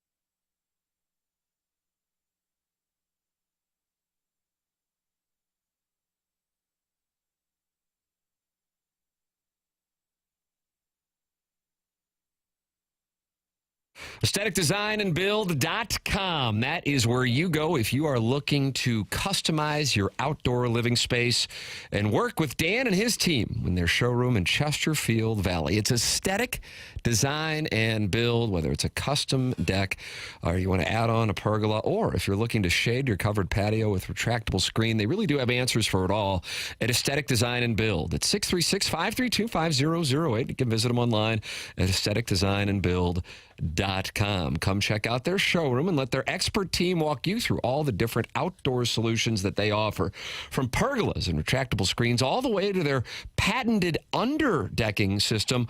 Their goal at Aesthetic Design and Build is to provide a custom solution that matches the look and feel of your home. It's Aesthetic Design and Build, outdoor living spaces expertly designed. Call them at 636-532-5008 or visit them online at aestheticdesignandbuild.com and let them know I sent you their way.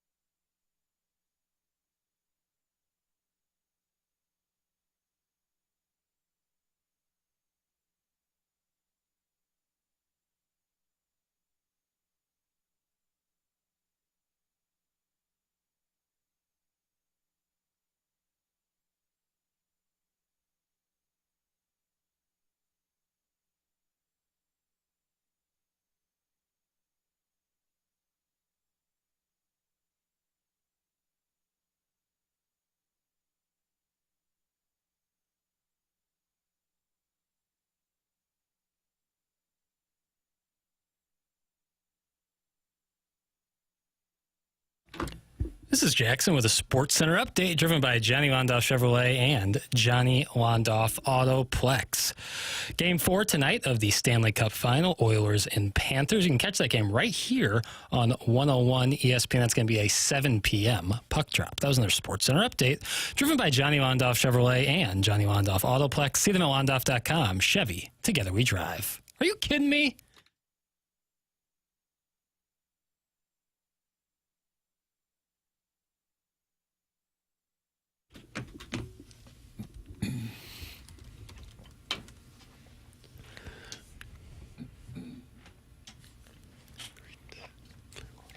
It's bangers only. Bangers only. That's the theme, Doug, here in the 10 o'clock hour on TMA. Well, the U.S. Open is underway to the dismay of many in the St. Louis area. Doug, would you like a leaderboard update? Okay, sure. J.J. Spawn is your leader at 4 under par. He is leading Gary Woodland, and he won in 2019 at Pebble Beach. I don't know the years, too. Ludwig Oberg is looking to win his first major. He, along with Si Woo, shaking that ass, Kim, Thomas Dietrich, Thurston Lawrence, are all at 2 under par. Rory McIlroy, who I said would not make the cut at plus 300, is 3 off the lead and tied for 7th place with Adam Scott and Jackson Burkett, who is an amateur player. Oh, let's take a look at some notables on the leaderboard for the players who are already out this morning in Western Pennsylvania. Doug, Bryson DeChambeau is at even par through 11. Wyndham Clark, winner at LA Country Club a couple of years ago, he's at even par as he is making the turn. And Harris English, a delight of square bettors throughout the land, is at +1 through 12. Phil Mickelson is 1 over par. And then some bigger names who are having some problems this morning. Hideki Matsuyama's 2 over. Tommy Fleetwood is 2 over. Xander Schauffele is 2 over. Matt Fitzpatrick, the winner at Brookline, is 3 over. Akshay Bhatia, 3 over. Continuing to scroll down the leaderboard, you'll find 2013 U.S. Open winner Justin Rose and Rory McIlroy's Augusta playoff combatant. He is 4 over par. Shane Lowry holed out from 165 yards to drop to 4 over par. And Captain Keegan of the Ryder Cup is 4 over par. Patty Cantlay, 4 over par. Doug, some big numbers coming from some big names, but the scores a little lower than I think I expected, at least at this point. And there's fights going on at Twitter as to whether or not the scores will remain this low. So if you were looking to fill your day with fighting with strangers, go to Twitter and argue about whether or not Oakmont's going to be as tough as experts thought it was going to be. And all these people who are fighting, they are experts on the course, and that's correct. What scores should be carded? That's correct. Okay. That is correct. I see poor Justin Hicks and Evan Beck are already 11 over par. I was going to ask, if you're amateur Evan Beck and you're 11 over through 13, are you having a terrible day, or is it just... So we switch the mindset and say, let's have some fun. Yeah.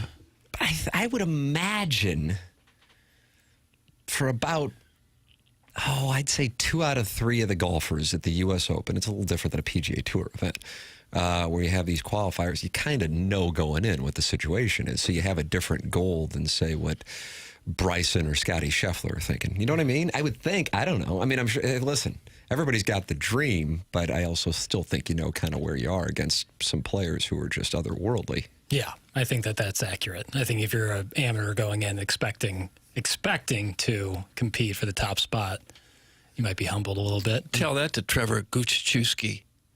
He's an amateur. He's +6. He's in this to win it. What about Dodo Molinari? In it to win it. I know the scores are a little lower than anticipated. I just watched Bryson chip a ball about 3 feet in front of him to lead to this putt he has. So I still think it's probably extremely difficult out there despite some lower numbers. So are you going to take the side in the Twitter argument over the course being too hard or too soft? No. I usually wait a little bit to give a take for, more things to unfold, more information to come out. It looks like conditions are perfect. Thursday. The weather's perfect. There's no wind, so that's got to help him a little. Thursday pins. Yeah. Is Bryson going strategic beard? Did you see that? No, I haven't looked. I'll take a look later. God, Tim, you're so good at reading the leaderboard. Stop it. Makes my pant tight. That's from Jackson's Lone Wispy Pube. Bob Wagon says, "Stop with the golf!" Buzz, caller Buzz, who won the Listener of the Month in June 2023. I think he did, says, "I'm poor, fat, and unhappily married, so don't talk golf." That's from caller Buzz. He's both, he's poor, he's fat, and unhappily married. Yes. Is that the big three? I would think that's a hat trick. Poor, fat, and unhappily married. That's the big three? That's what it's called? Yeah, I mean, yeah. Mm-hmm. Poor fat. It's probably not that uncommon. No, I don't think it's uncommon at all. Which is a reminder, Jackson, there's an argument going on Twitter where you can argue whether or not Oakmont's too hard or it's too soft. So once you get done with today's program, I want to see what's going on in your Twitter feed. Yeah, and then I have to pretend to be an expert on every single course they've played the U.S. Open at. It's supposed to be hard. It probably will end up playing really hard come the weekend. But yeah, Thursday with, like Doug said, proper weather and low winds, I could see why you probably have 4 under being the leader right now. Mm-hmm. The Barstool Foreplay guys got to play it, and they struggled, and they're decent golfers. It's worth a watch. That's from the 314. So every YouTube golfer pretty much got invited out by the USGA, which I thought was a brilliant move about a month ahead of the U.S. Open. We were a YouTube golfer against Chris Nagel. We didn't get invited. No, we did not. That was a big miss on their part. Thank you. But yeah, they had all those YouTube golf creators out there, and it was like a good preview of the course. Got people excited. And Grant Horvath, who's an actual stick, was really struggling out there. So. Do you know what he shot? I don't know the number, but I saw a bunch of clips of him just not being able to get around. That's the thing. Is if you're not used to playing in rough that thick, when you're chipping, it can be really difficult. If you're used to, is anybody used to that? Who would play that on a regular basis? Who would want to? Don't you feel bad for the members of that club, or is it a public course? That's a private course. They like it like that. They like it really hard. The members want to shoot 120 every time they go out? It's not as hard as it is right now. They have it playing as hard as it possibly can. I would hope. So Buzz said, "I'm poor, fat, and unhappily married, so don't talk golf." But we got this text, Doug, it's from Old Woody. Okay. "I'm gay, black, and married, and that's the real big three." So he is he is correcting the record on what the real big three is. Guys, Chris Solomon of No Laying Up shot 88, and he's scratch. Yeah, I think that tracks. Yeah, that does. And I know that might sound ridiculous, but I don't think I would break 100. Yeah. Oh, no, I don't. But at the same time, I think Riggs shot 104. Okay. Yeah. Yeah. I know on that day when they had a bunch of the YouTube guys out that they were shutting off some portions of the course. So if you hit it in some areas, you couldn't actually hit out of there for maintenance purposes. So that could either help or hurt depending on the shot. Jackson, can you quit TMA and become a YouTube golfer with me? That's from Boozy. No. You could do both of them? Yeah, that's the thing, yeah. Boozy, he will do both of them. What do you have to do to become a YouTube golfer? Boy, that Grant Horvath. Garrett Clark, Wesley Bryan, George Bryan, Rick Shields, Bob the Sports guys, Foreplay guys. It is huge. I mean, it's young people. That's what they gravitate toward. I had a meeting earlier this week. I think I said this on the podcast yesterday. I didn't say it on TMA. With a guy, great guy, and he was talking about his son playing, and they were at a signature event, Pro-Am, so that's the top players, and the biggest following was for Wesley Bryan, who, did play on tour, but his following is not because of his work on tour. His following is because of YouTube. Mm-hmm. That's the game. Yeah, I think it's a good, a partnership. I mean, Liv has utilized them. PGA Tour has utilized the YouTube golfers to bring more awareness to the game, get younger people more involved, and it's a great way to showcase golfers. One of them going on one of these channels and doing 18 holes with these guys. I think it's a great thing for the sport. That loser Riggs shot 106 and lost to Trent. Definitely a 4 handicap, though. That's from Little Tommy Tribbins. I thought he was like a high handicap. I mean, like 12 handicap. I thought he was like in the 8s. I thought he was like an 8. Oh, wow. But did he really lose to Trent? Trent's like, he can't break 100. I'll take golf talk all day. That's from the Big Show. Doug, it's a polarizing topic. All right. But that is your U.S. Open leaderboard update here. Again, JJ Spawn, your leader. And if you like him to go wire to wire and you want to live bet it, Jackson, what do you think the number is on JJ Spawn to win the U.S. Open? Now, he is your leader. Plus 7,500. Plus 7,500. Not a bad get. Doug, you want to fire a bet at the pot? I'd say 7,501. Not a lot. Chairman Kurt, do you want to fire a bet at the pot? Plus 9,000. Plus 2,000. Jeez. Scotty Scheffler plus 330 remains your favorite. Bryson DeChambeau was second before balls went up in the air this morning, and he is now fourth at plus 1,000. Bryson, for the record, plus one. Scotty Scheffler yet to tee off. The program's called TMA. It's presented by Brown and Crouppen on 101 ESPN.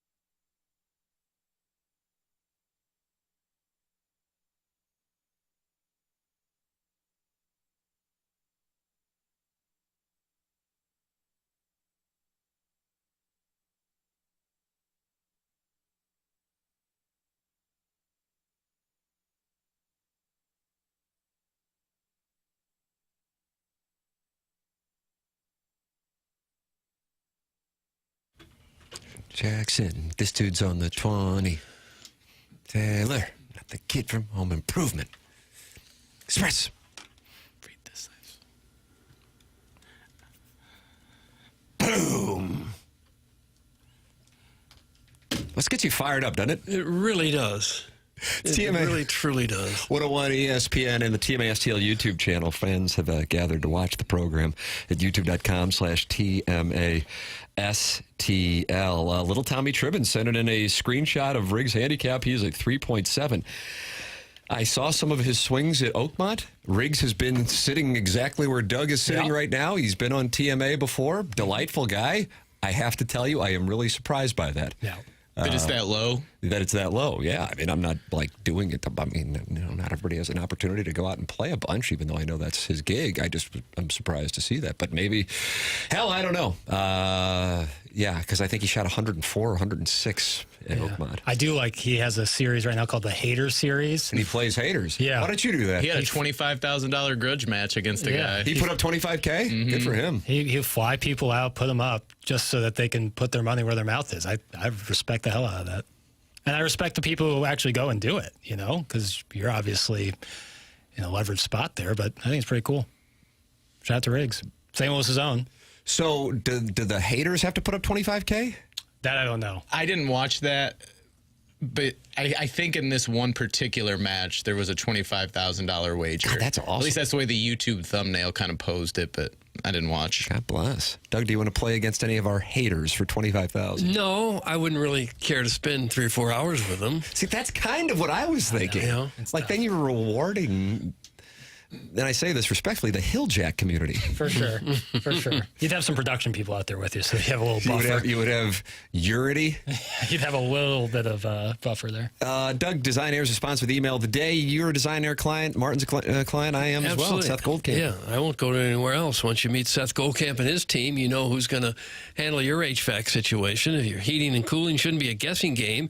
If you're sweating in January or wrapped in a blanket in July, it's time to call Design Air Heating and Cooling. They've been in business since 1904, which means they were fixing furnaces before air conditioning was even a thing. Seth Goldkamp is the guy in charge there. He runs a tight, trustworthy ship. No gimmicks, no upsells. Design Air is also the longest-running sponsor on TMA, which basically means they have got the HVAC street cred and the loyalty badge that we give out here at TMA. Head to designairservice.com, schedule your service, and breathe easy. Design Air, they've been doing it right for over 100 years, and they are also home of the handsome repairmen. Yeah, the repairmen are handsome at Design Air Heating and Cooling. Sponsor the email today. Send yours in the morning after at InsideSTL.com. Doug, you have just been offered an opportunity to play. I love you, Doug. Will you play with me? That's from John. Probably not. Would you look at the time? I am just so pressed for time. You don't have the time to play? I would play, but frankly, I haven't got the minutes. Some people in the Michelob Ultra YouTube chat are asking Riggs' background. Barstool golf guy from St. Louis, went to Harvard for hockey. That's Riggs. You were in studio when he was in, right? I was. Yeah. And then he came down the hallway on a balloon party as well. All right, Design Air Heating and Cooling email coming up here on the program. Send your emails in the morning after at InsideSTL.com. It's TMA 101 ESPN.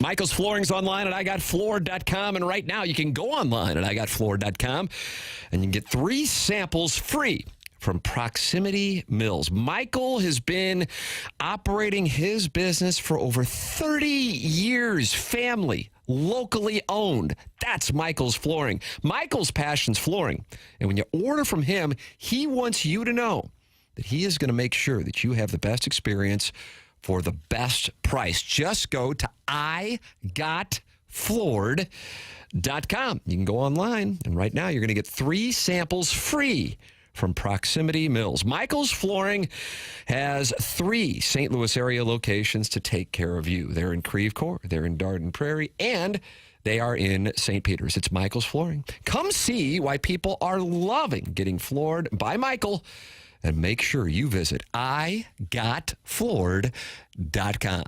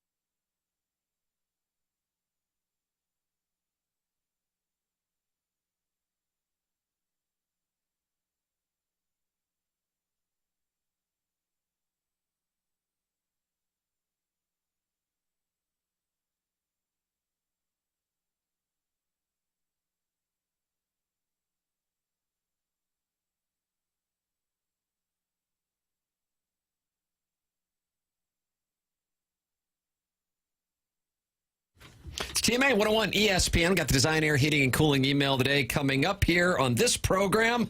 BK and Ferrario coming your way at the top of the hour. I will be off tomorrow and back on Monday. Jackson's parents kind enough to let me use their place at the Hamptons for a 3-day weekend, so that'll be fun to take the family out there. My 3-year-old has only been to the Hamptons 5 times. Yeah. Oh, my, I wouldn't repeat that out loud. Right. I know, it's a little embarrassing. Yeah. So this will be a chance to, kind of let him show what he has earned by birthright, and see how, most people are able to live in Montauk. So I will be back on Monday, and looking forward to the Cardinals trying to right the ship in the U.S. Open this coming weekend. James Carlton of the Carlton State Farm Insurance Agency, longtime sponsor here on TMA and the Tim McKernan Show podcast. He's online at carltoninsurance.net or by calling 314-961-4800. You go online, type them in, you're going to see 425 5-star reviews for James Carlton and the Carlton State Farm Insurance Agency. He has a huge staff, and that staff is there to make sure he provides you not only with customer service when you need it, but also to be able to look for ways to save the customer's money. Caller Ellen texted me last week and said, I can't believe it. I'm now a James Carlton client, and just like that, I'm saving $1,000. That's what James Carlton and his staff can do for you. That's what he's been doing for me now for more than 6 years. It's James Carlton of the Carlton State Farm Insurance Agency, online at carltoninsurance.net. If your insurance costs a leg and an arm, call James Carlton State Farm. Pat McAfee got a chance to talk it over with the Indianapolis fans last night, Doug. Okay. Here's how they got riled up to shock the Thunder in a 2-1 lead in the NBA Finals. Here's Pat McAfee. It's been 9,126 days since the last time that this wonderful state has hosted the NBA Finals. I call it perfect timing because everybody's talking about the OKC fans are the loudest. The OKC fans have the best fans in the league. What the world is about to witness is the loudest building in the history of ball. Let's turn this. Oh! Let's go! Buckets. I can see why he wants to get in the WWE, or he has appeared a few times in the WWE. He's a mainstay now. Is he really? Yeah, he's on the call. I mean, he's perfect for that. Yeah, 100%. Gets people fired up. Mm-hmm. He's all over the place, though. Boy, he's got some energy. Yeah, I wish the Pacers would stop wearing those gold uniforms. Just one time wear the white ones. I found it interesting that the home team wore a uniform that said Indiana, their city, and the visitors wore their nicknames. Usually it's the other way around. Yeah. When you're the visiting team, you wear St. Louis or Chicago or Oklahoma City. Yeah. But it was the opposite last night. Yeah, the Pacers have worn those yellow uniforms, which is technically their away uniforms, although they call it something different in the NBA. Like every game for the last what feels like month, and I'm pretty sick and tired of looking at it. Wow. You are uniform police. And this guy is the uniform police. You're the fun police. Jackson's uniform police. I have been. I'm the boy slut police. Oh, gosh. Tee-hee. I've been to Cambridge Fieldhouse in Indianapolis where they play, and it is an awesome building, and it gets really loud, and it's really cool. All those. But you're just mad at the uniforms the whole time. 100%. The entire, all those stadiums in the Indy are built like a field house. Hinkle Fieldhouse, obviously the famous one for Butler, where Hoosiers was shot. It all has this field house look. Lucas Oil has it. Cambridge Fieldhouse has it. It's really cool. I like that uniform stadium look. You like a good guessing game, Doug? I do. Yeah. These celebrity net worth websites, they're accurate, right? Yes, of course, because celebrities are obligated to turn in their tax returns. Pat McAfee's net worth, Doug? Well, I know he's got a huge contract, but he probably hasn't earned all that money yet. So I'll say his net worth is $30 million. Jackson? I'll go 70. I'm going to go $150 million. Multiple websites showing 60 mil. 60 million. 60. I guess Doug wins. Okay. Yeah. So if multiple websites, then the net worth is accurate. Yeah. Especially when they all source the original website. How did that industry?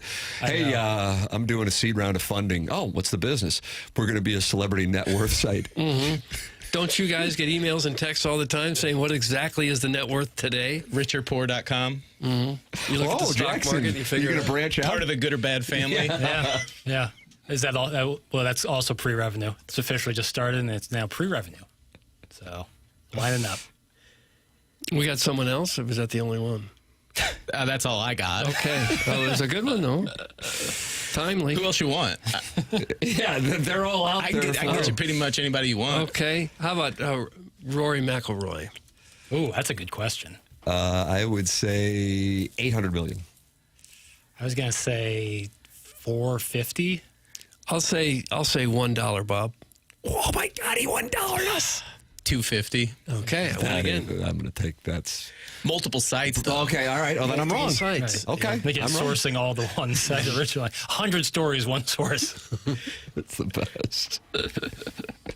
All right, we got the Design Air Heating and Cooling email today coming up. It's TMA 101 ESPN.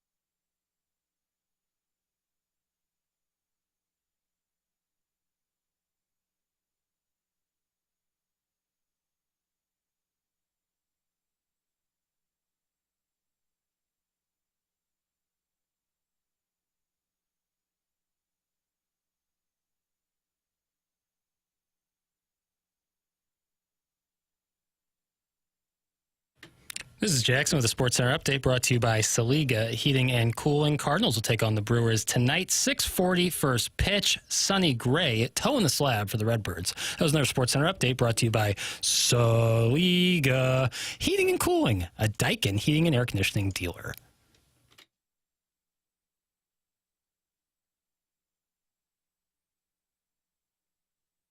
It's Team A 101 ESPN.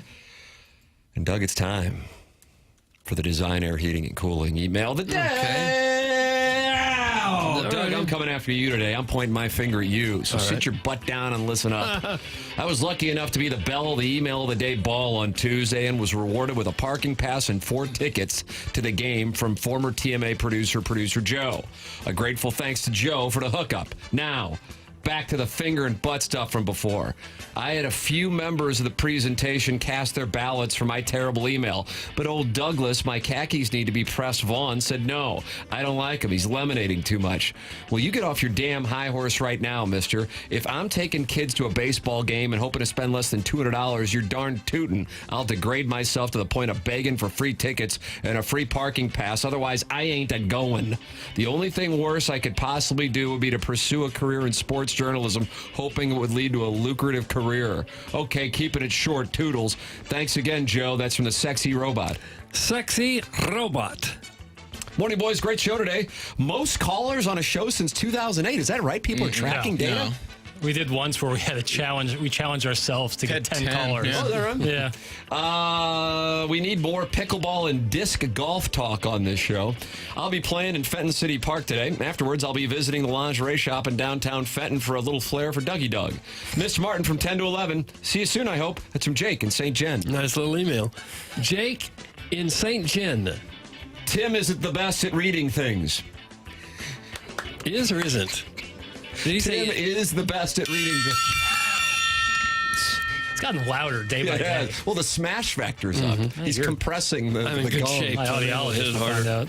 Greetings. This show specializes in showing all the beautiful people in St. Louis area proper. There are blinds from Festus, Fats from St. Charles, extra fat, unhappily married poors from Jeffco, lost Southern gentlemen umpires, really nice washed up pitchers, mouth breathers from the Outer Rim, hill folk of all stripes, hardened blow-whoring chairman, Doug's Gooch Juicy Boys, panhandlers from under the bridges, trailer dads with 4 kids under 8, and bleach connoisseurs of all kinds. Thanks for the laughs as always. That's from the salty bald dad or dude from Caseyville. Salty bald dad from Caseyville. Trailer dads. I'm here to give a shout out to the emailer yesterday who used a government name and did not get permission. Decent email, but you need to keep your opinions to yourself or to your homeboys. Doug, that's from Flip Wilson, who's unhappy that his government name was used by somebody else to win yesterday. Flip Wilson, unhappy. Sorry I haven't emailed in for a while. I literally forgot the show even existed. I did briefly check in yesterday to see what I'd been missing, but quickly turned off my radio when I heard Jackson say, quote, I'm kind of picky about beverage vessels. It's true. I am. Like he's some sort of fancy pants wine taster. Pretty uppity behavior from an ADHD-riddled public school kid who will be working at Ronnie's again before too long. Isn't it funny how National League MVP Ryan Sandberg had 19 home runs and 84 RBIs in the year 1984. That reminds me of how the Cardinals' second baseman currently has 3 home runs and 14 RBIs, and he plays in the area code of 314. Coincidence? Or could it be that our power-hitting second sacker never really got his eye back? You make the call. As for me, I live by the old adage, 3 round trippers by Flag Day, and you're in line for a big payday. Seems like Noli Gormy is right on track in my book. 4, please. JV golf coach now gaping. JV golf coach now gaping. And finally, I'm not going to be much good to you today, not after seeing Goose burn down the factory each of the last 2 nights. So much to get to as the Pacers took a 2-1 lead over the Thunder in the NBA Finals, meaning Libby Jack is already wrong about his Thunder and 5 pick. So quick, you know. The Cardinals lost their 4th in a row at yesterday's Infidelity Special, meaning no highlights will be posted from the official Cardinal YouTube account for the 4th straight game.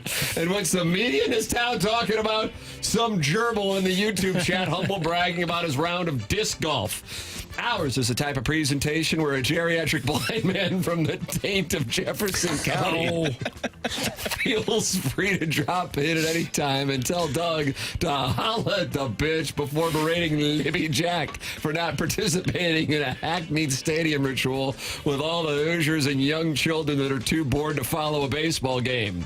Up next, we got a guy who hated pests as his call so much he nearly drove his truck off the road. Meanwhile, caller Keith, DBA Greg, has the solution to the Cardinals' attendance woes: dog racing.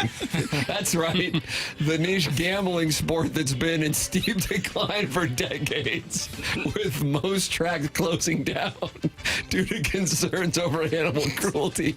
Not to mention it's illegal in 44 states, including Missouri. I'm sure Triple Sticks heard that and thought, yeah, let's get our vice president of special projects, who doesn't really do anything, but we keep paying him as long as he keeps his mouth shut on that right away. That's from Buck Swope, DBA, the Recessed Ladies Breast. And Doug, that's what we have. Swope. For the Design, Air, Heating, and Cooling email today, what you got? Well, I like the salty bald dad from Caseyville, but right at the end there, Buck Swope was pretty good. I did not like him saying Festus is the taint of Jefferson County. I did not like that, but I am going to vote for him. Yeah, Buck Swope. Bald Dad was good, but it's Swope for me too. Swope. Buck Swope has his 2nd win in the month of June, and that puts him in the lead. Buck Swope has won the Design, Air, Heating, and Cooling email of the day. BK and Ferrario are up next. For Jackson Burkett, for Chairman Kurt, for Martin Kilcoyne, for my brother Kevin, for Douglas Elvin Vaughn, I'm Tim McKernan. This has been TMA, presented by Brown and Crouppen on 101 ESPN and the TMA STL YouTube channel.